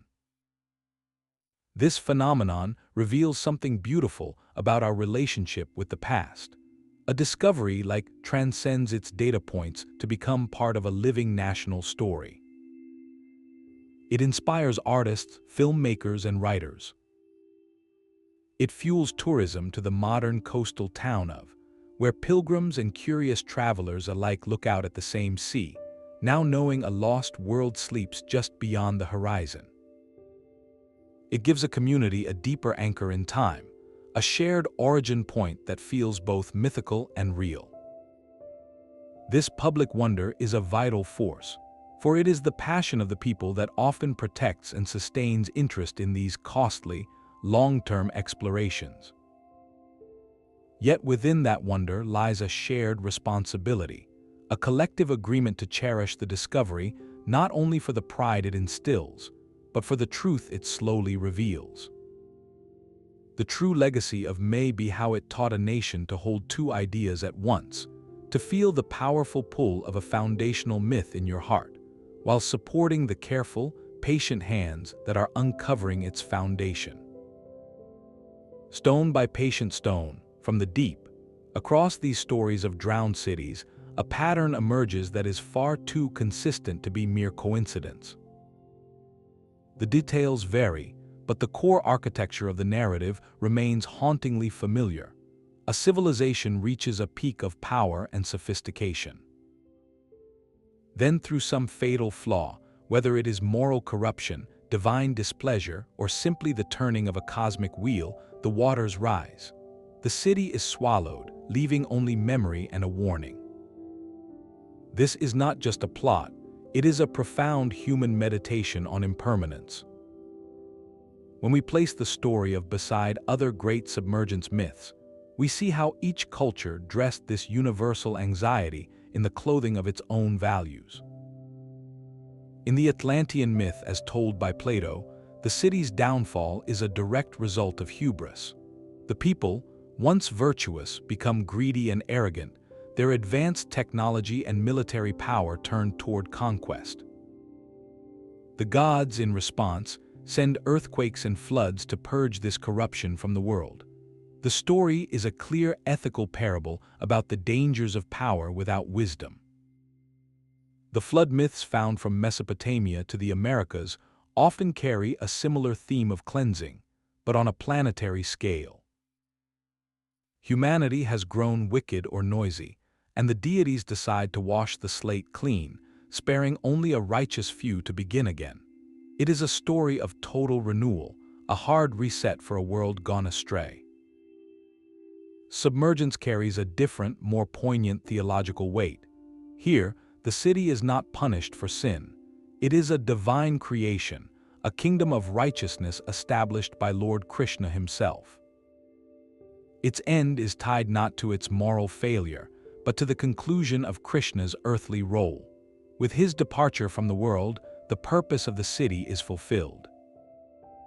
The ocean, which had once receded to allow its construction, now advances to reclaim it. This is not a punishment, but a dissolution, a graceful return of a temporary divine manifestation back into the natural world. The fragility on display is not of morality, but of a sacred moment in time. Despite these different triggers, the shared symbol is unmistakable: water as the ultimate eraser. Why does this image resonate so deeply across continents? Psychologically, water represents the unconscious, the formless, the chaotic forces that lie beneath our carefully constructed order. A city is the ultimate symbol of human control, of geometry imposed on wilderness, of society and law. To see it consumed by the sea is to witness the most primal fear of civilization, that all our order, all our art and architecture and community is temporary. Perched on the edge of a formless deep that can reclaim it at any moment. Existentially, these stories address the terrifying cycles of time itself. They acknowledge that all things, even the greatest kingdoms, have a season. The flood myth embraces this by making the destruction a purposeful prelude to a new beginning. The story of Atlantis makes it a moral lesson. The tale frames it within a divine timeline, giving the loss a sense of sacred inevitability. Each narrative is a way for a culture to make peace with the inevitable truth of decay and change, to package the awe and terror of natural disaster into a story that provides meaning, context, and sometimes even hope. By comparing them, we see not a single historical event, but the many faces of a fundamental human question. How do we live with the knowledge that the ground beneath our feet and the world we build upon it is not forever?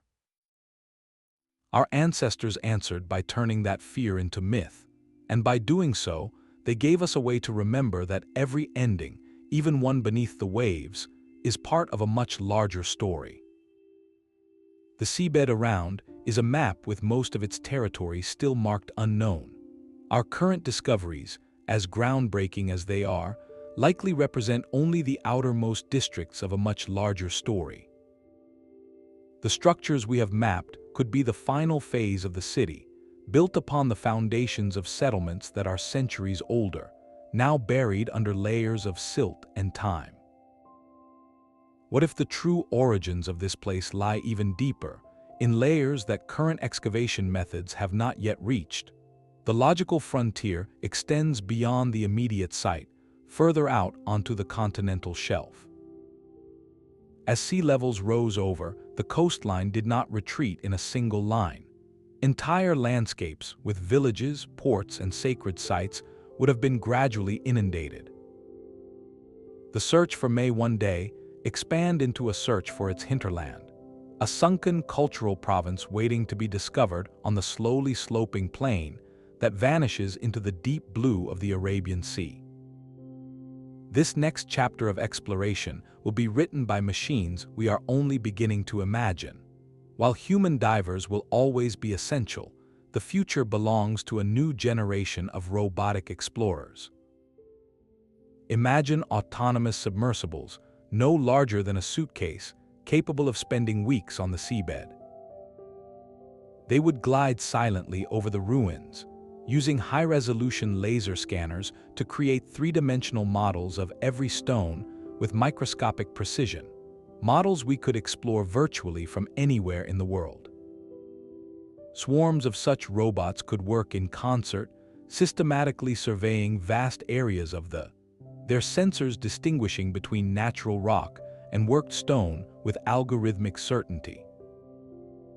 To peer beneath the sediment without disturbing a single grain, we might deploy advanced sub-bottom profilers that act like magnetic resonance imaging for the Earth, revealing not just shapes, but the material composition of buried objects, hinting at whether a hidden shape is a timber post or a cache of metal artifacts.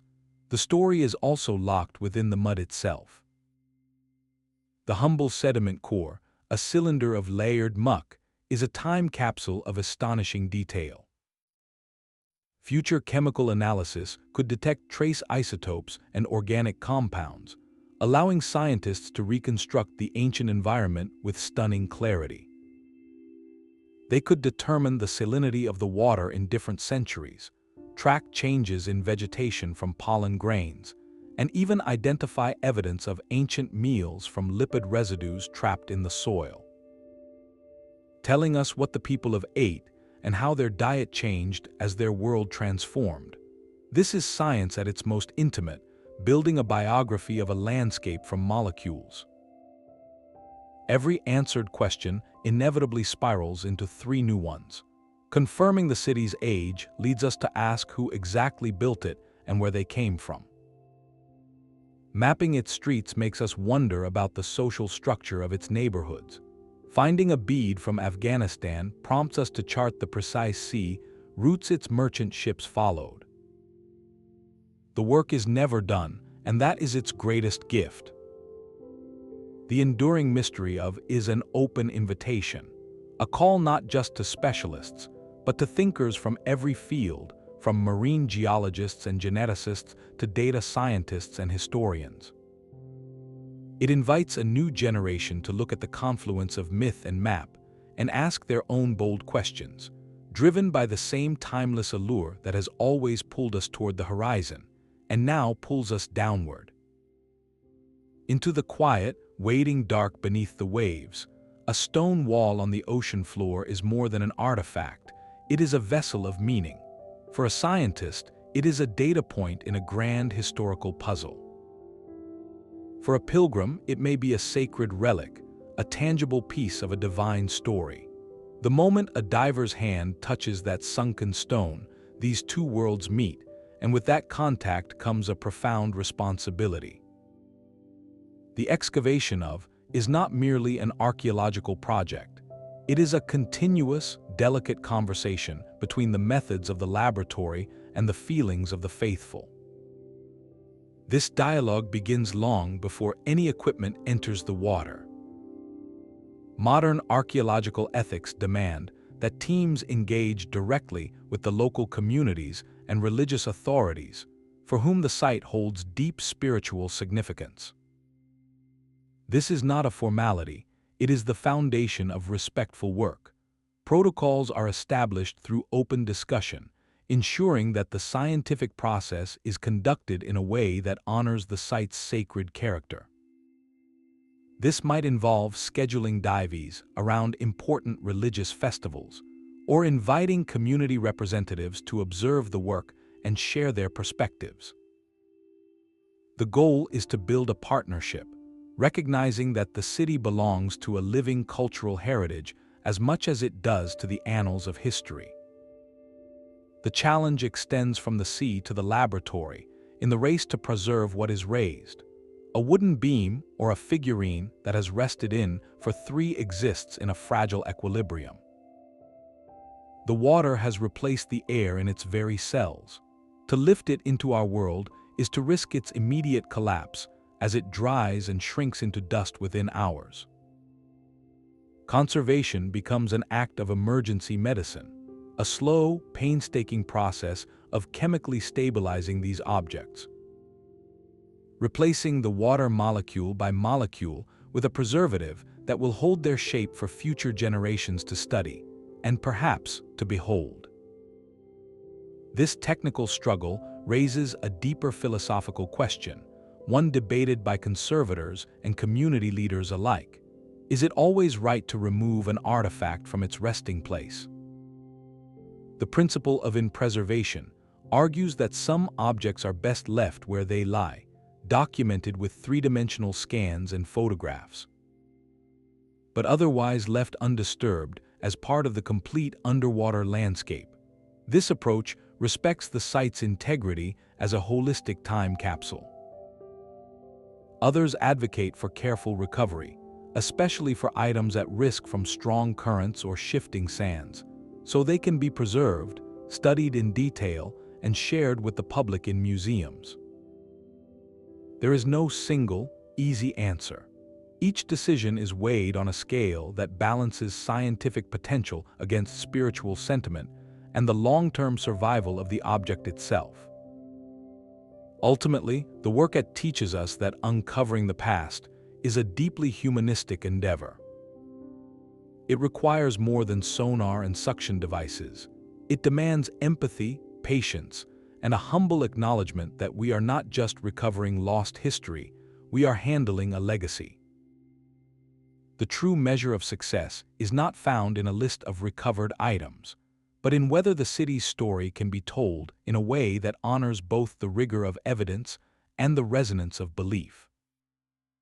Ensuring that the silent stones continue to speak meaningfully to the mind and to the heart, the wealth of flowed in on the tide. Its grand walls and planned streets were not built from faith alone, but from a very tangible form of power, the power of global connection. To understand this city, we must see it not as an isolated marvel, but as a vital, throbbing heart within a vast circulatory system of ancient trade. This was a world in motion, long before the term globalization was ever coined.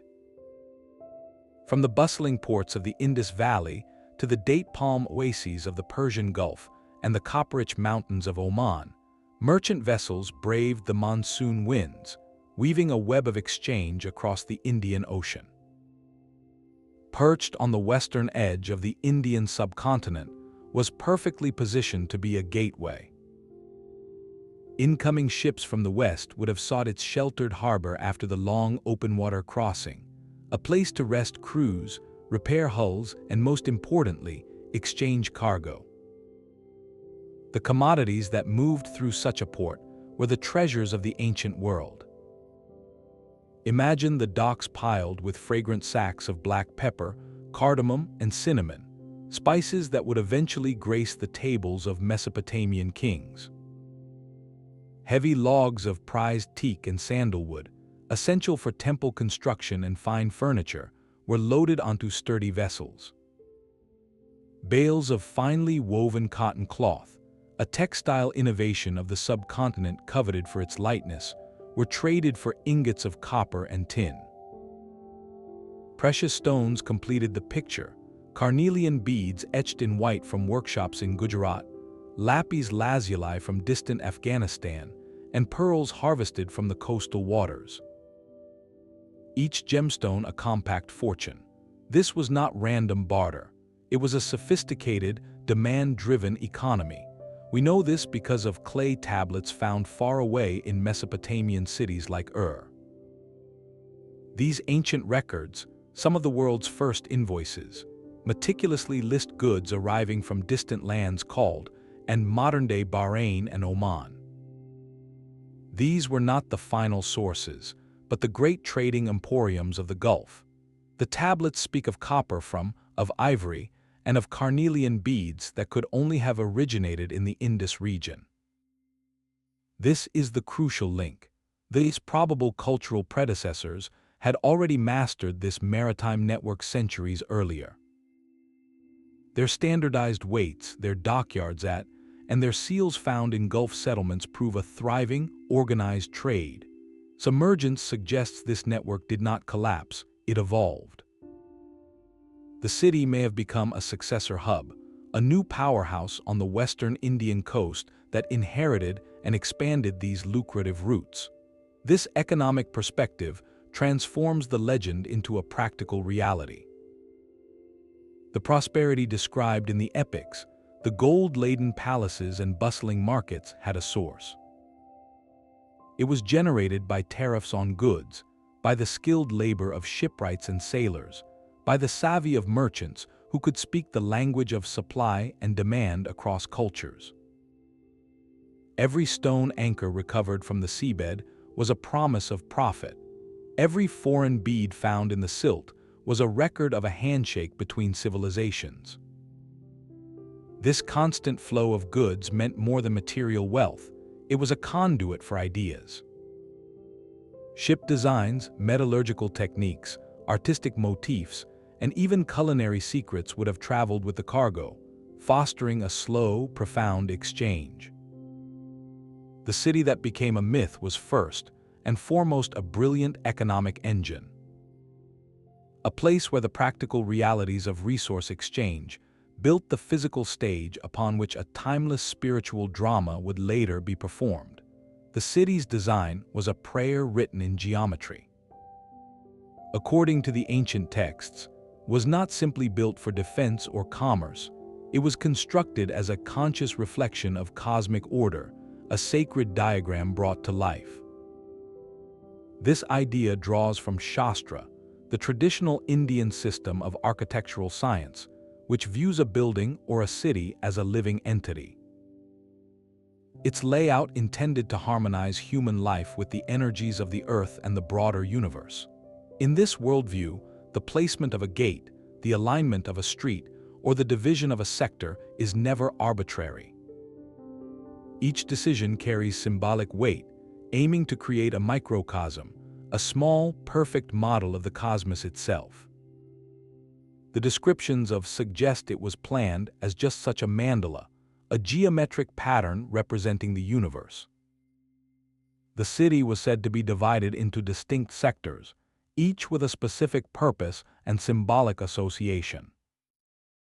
The royal palace and major temples would occupy the central or most auspicious zone, representing the axis, the spiritual center connecting heaven and earth. The various gates facing the cardinal directions were not just points of entry, they were conceptual portals, each governed by a celestial guardian and meant to channel specific energies into the city's heart. The wide, straight avenues radiating from the center could be seen as pathways of order, slicing through chaos and facilitating the proper flow of life and ritual. Even the city's foundational myth of being reclaimed from the sea fits this symbolic framework. It represents the act of creating sacred, ordered space, or, from the primordial, formless waters or Prakriti. This is the ultimate act of world-making. While the sonar maps of the sunken ruins may not yet reveal the full intricacy of this symbolic grid, the very evidence of meticulous planning, the right-angled streets and organized sectors, points toward an intellectual tradition that valued such harmony. The builders were likely guided by a profound intention to make the city an instrument of balance and well-being for its inhabitants. This transforms our understanding of the stones on the seabed. They are not just evidence of urban planning, but fragments of a philosophical argument made in sandstone and mortar. The legendary status of is amplified by this layer of meaning. It was not merely a wealthy or powerful capital, it was an ideal, an attempt to freeze a divine blueprint into physical form. Its tragic loss to the ocean then becomes more than a historical or environmental event. It symbolizes the heartbreaking fragility of that perfect order when confronted with the relentless, chaotic power of nature. The city's memory endures not just because it was grand, but because it represented a profound human aspiration to build a world that mirrored the harmony of the stars. The cold, green water swallowed the light just a few feet from the surface. For the diver suspended in that silent gloom, the world narrowed to the roar of their own breath and the feel of ancient stone beneath their gloved fingertips. This was not a laboratory, not a library. It was a tactile conversation with the deep past. Each massive block, its edges worn smooth by 3,000 tides, was a word in a language of weight and geometry. The current tugged relentlessly at their gear, a constant reminder of the ocean's power, the very force that had claimed this place. Yet in that moment of contact, the centuries dissolved. The professional objective of mapping a wall became a profoundly personal encounter. They were not just collecting data, they were the first human hands to trace that joint since the day the mason laid it, a direct, physical link across an unimaginable gulf of time. This is the human heartbeat behind every sonar scan and pottery classification, a story of passion that turns dry facts into felt experience. Back on the rocking deck of the research vessel, another kind of patience unfolded. An archaeologist, under a makeshift awning, bent over a plastic tray of seawater. In it rested a single, mud-caked pottery shard, recovered hours earlier from the seabed. With a soft brush, they began the painstaking work, cleaning away the sediment of one tiny grain at a time. This was not a dramatic moment, but it was a crucial one. Each gentle stroke was an act of reverence, a careful unveiling. What would emerge? A plain curve of a storage jar, or perhaps a hint of a painted design? The fate of this humble fragment was not to be a museum showpiece, but a key to a puzzle. Its shape, its fabric, its thickness would be measured, photographed, and compared to a vast catalog of known styles. In this quiet, meticulous work, the grand narrative of a lost city was being built from the smallest, most intimate pieces. The excitement here was a slow burn, the thrill of a question answered not with a shout, but with a whisper of confirmation from the clay itself. In a quiet laboratory far from the sea, a geologist examined a core sample, a long, cylindrical extract of earth and seabed. To anyone else, it was just a column of and brown muck. To them, it was a time machine. They pointed to subtle shifts in color and texture, layers of fine silt giving way to coarser sand, or a band of crushed shells. Each transition told a story of environmental change, a record of when the land became sea. Their work was a blend of deep knowledge and intuitive interpretation, reading the planet's diary written in sediment. They were translating the language of the Earth itself, providing the chronological backbone that supported the divers' discoveries and the archaeologists' artifacts. Theirs was a story of connecting colossal planetary processes to the fate of a single human settlement, finding the epic in the microscopic. These individuals, the diver in the murk, the scientist on the deck, the specialist in the lab, are united by a shared currency, curiosity.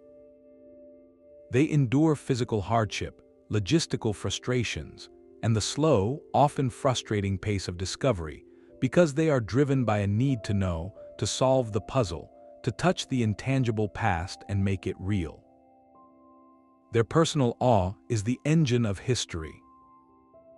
It is the moment a diver's light catches the perfect geometry of a man-made wall in the deep, the gasp when a clean shard reveals an unexpected flash of ancient glaze, the satisfied nod when soil layers align with a legendary timeline.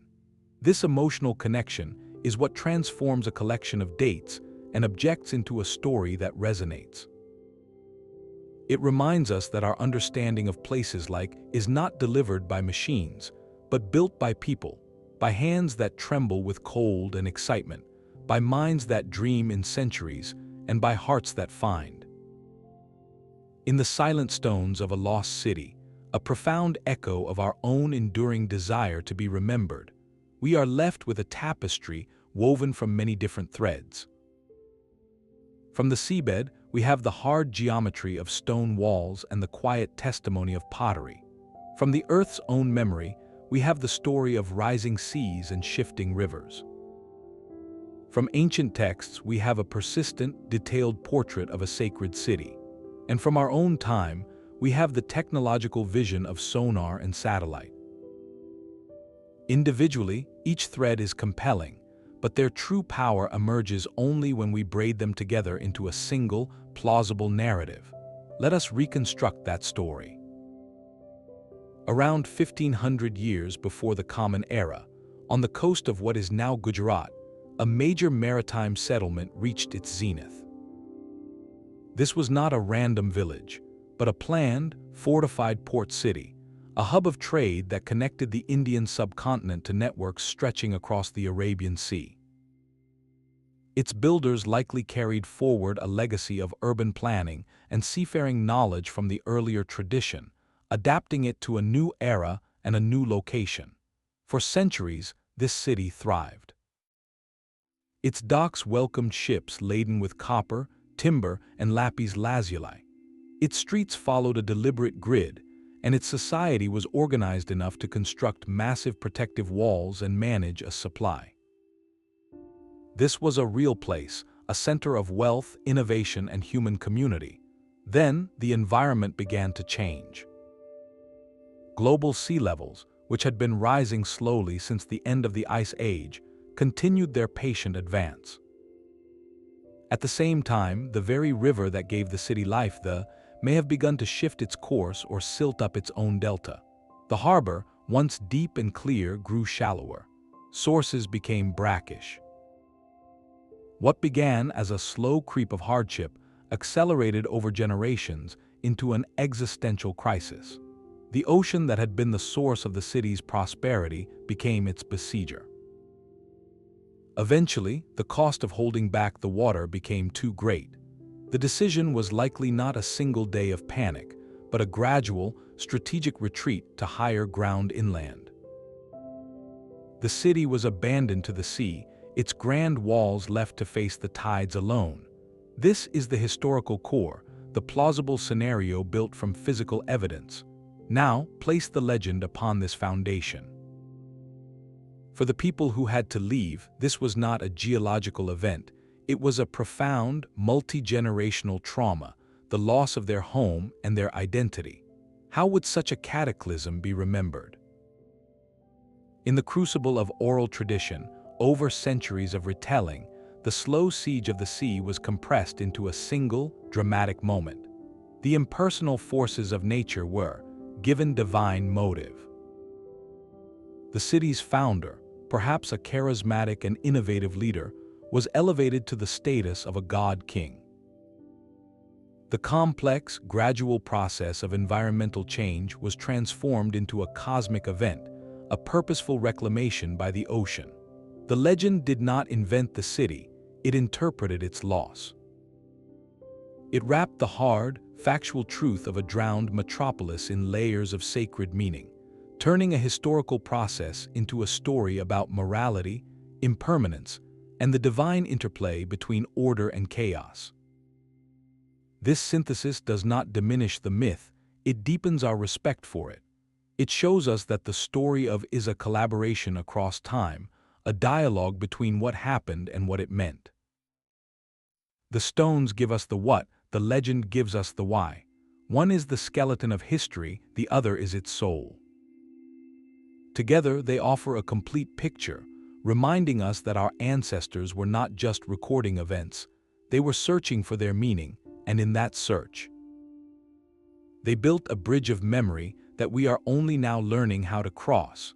A single stone from the seabed can tilt the axis of our historical world. For generations, the grand narrative of early civilization followed a familiar, linear path. It began in the fertile crescent of Mesopotamia and Egypt, then spread its light westward to Greece and Rome, illuminating what was often framed as the primary cradle of human progress. Other regions, including the Indian subcontinent, were sometimes placed in a supporting role, their achievements seen as derivative or emerging later in a shadowed era following the collapse of great Bronze Age powers. This established timeline created a concept of isolated dark ages, periods of presumed cultural silence between the fall of one epoch and the rise of another.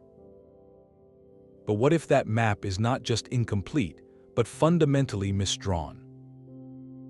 The potential validation of a city like a sophisticated maritime power thriving exactly during one of these supposed interludes forces a profound reconsideration.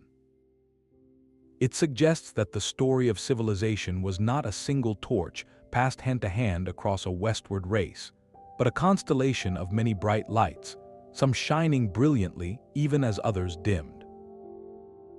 The Indian subcontinent was not waiting in a historical holding pattern. It was a dynamic, innovative center in its own right, actively managing complex trade, urban planning, and social organization during a period once labeled a regression. This discovery challenges us to replace a linear, Eurocentric narrative with a polycentric one, a model of multiple, interconnected hubs of advancement. Imagine a vast, ancient network not unlike the internet, a web of exchange where ideas, goods, and technologies flowed along sea routes and land paths.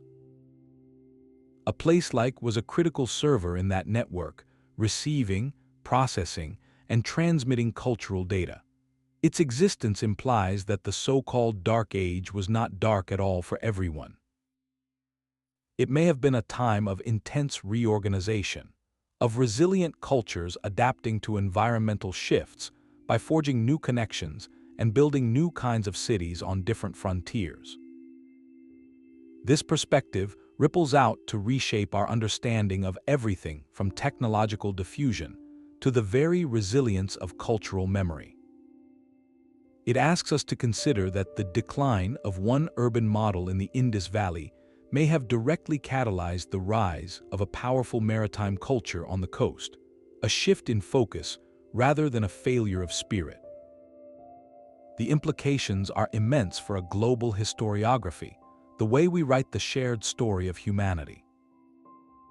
It moves us toward a more inclusive, equitable understanding of the past, where contributions are not ranked by their proximity to a single geographical lineage, but valued as essential threads in a complex, worldwide tapestry. Acknowledging place is not about claiming superiority for one region over another. It is about correcting a long-standing oversight, about adding a missing continent of thought to our historical globe.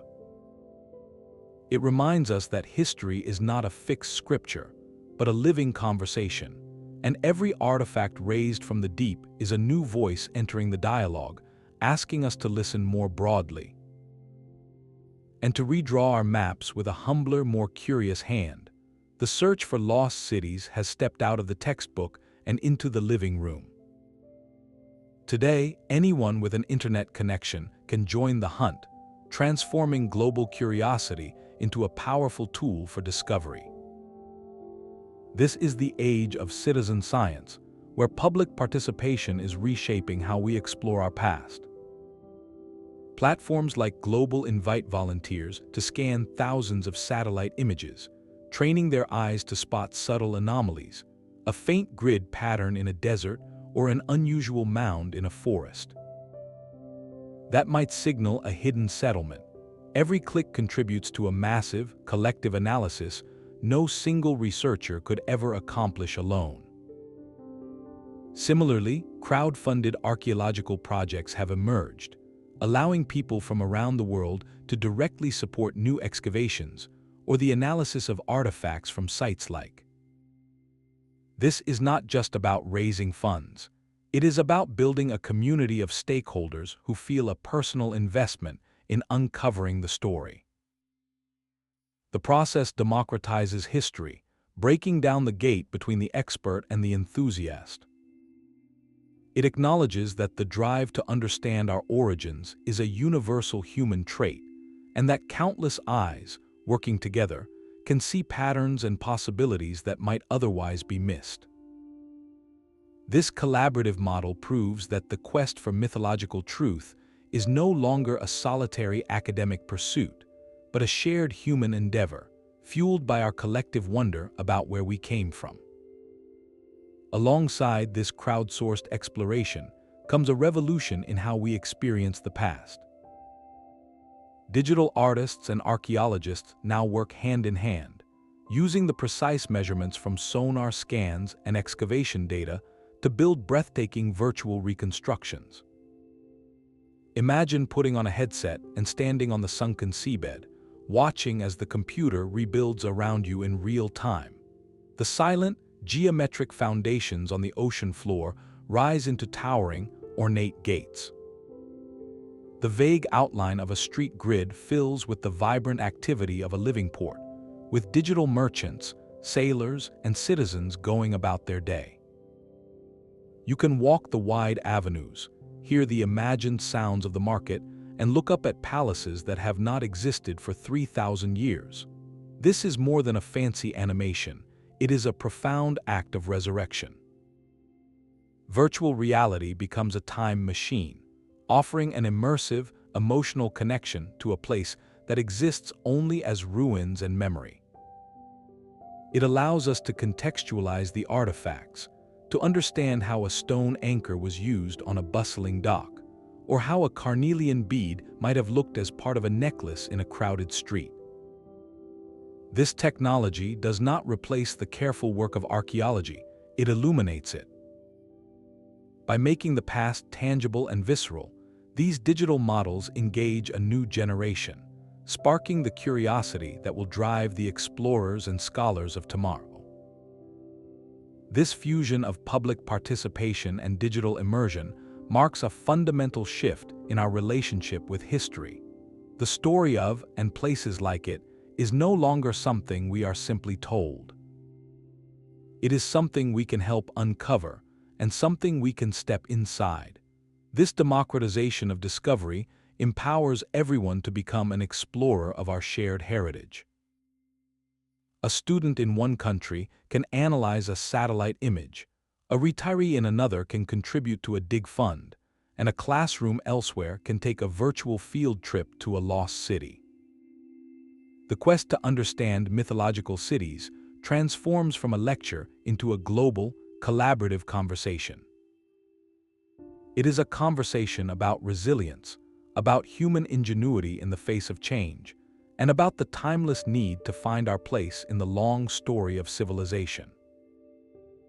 When we all have a stake in the search, the past ceases to be a distant, static fact.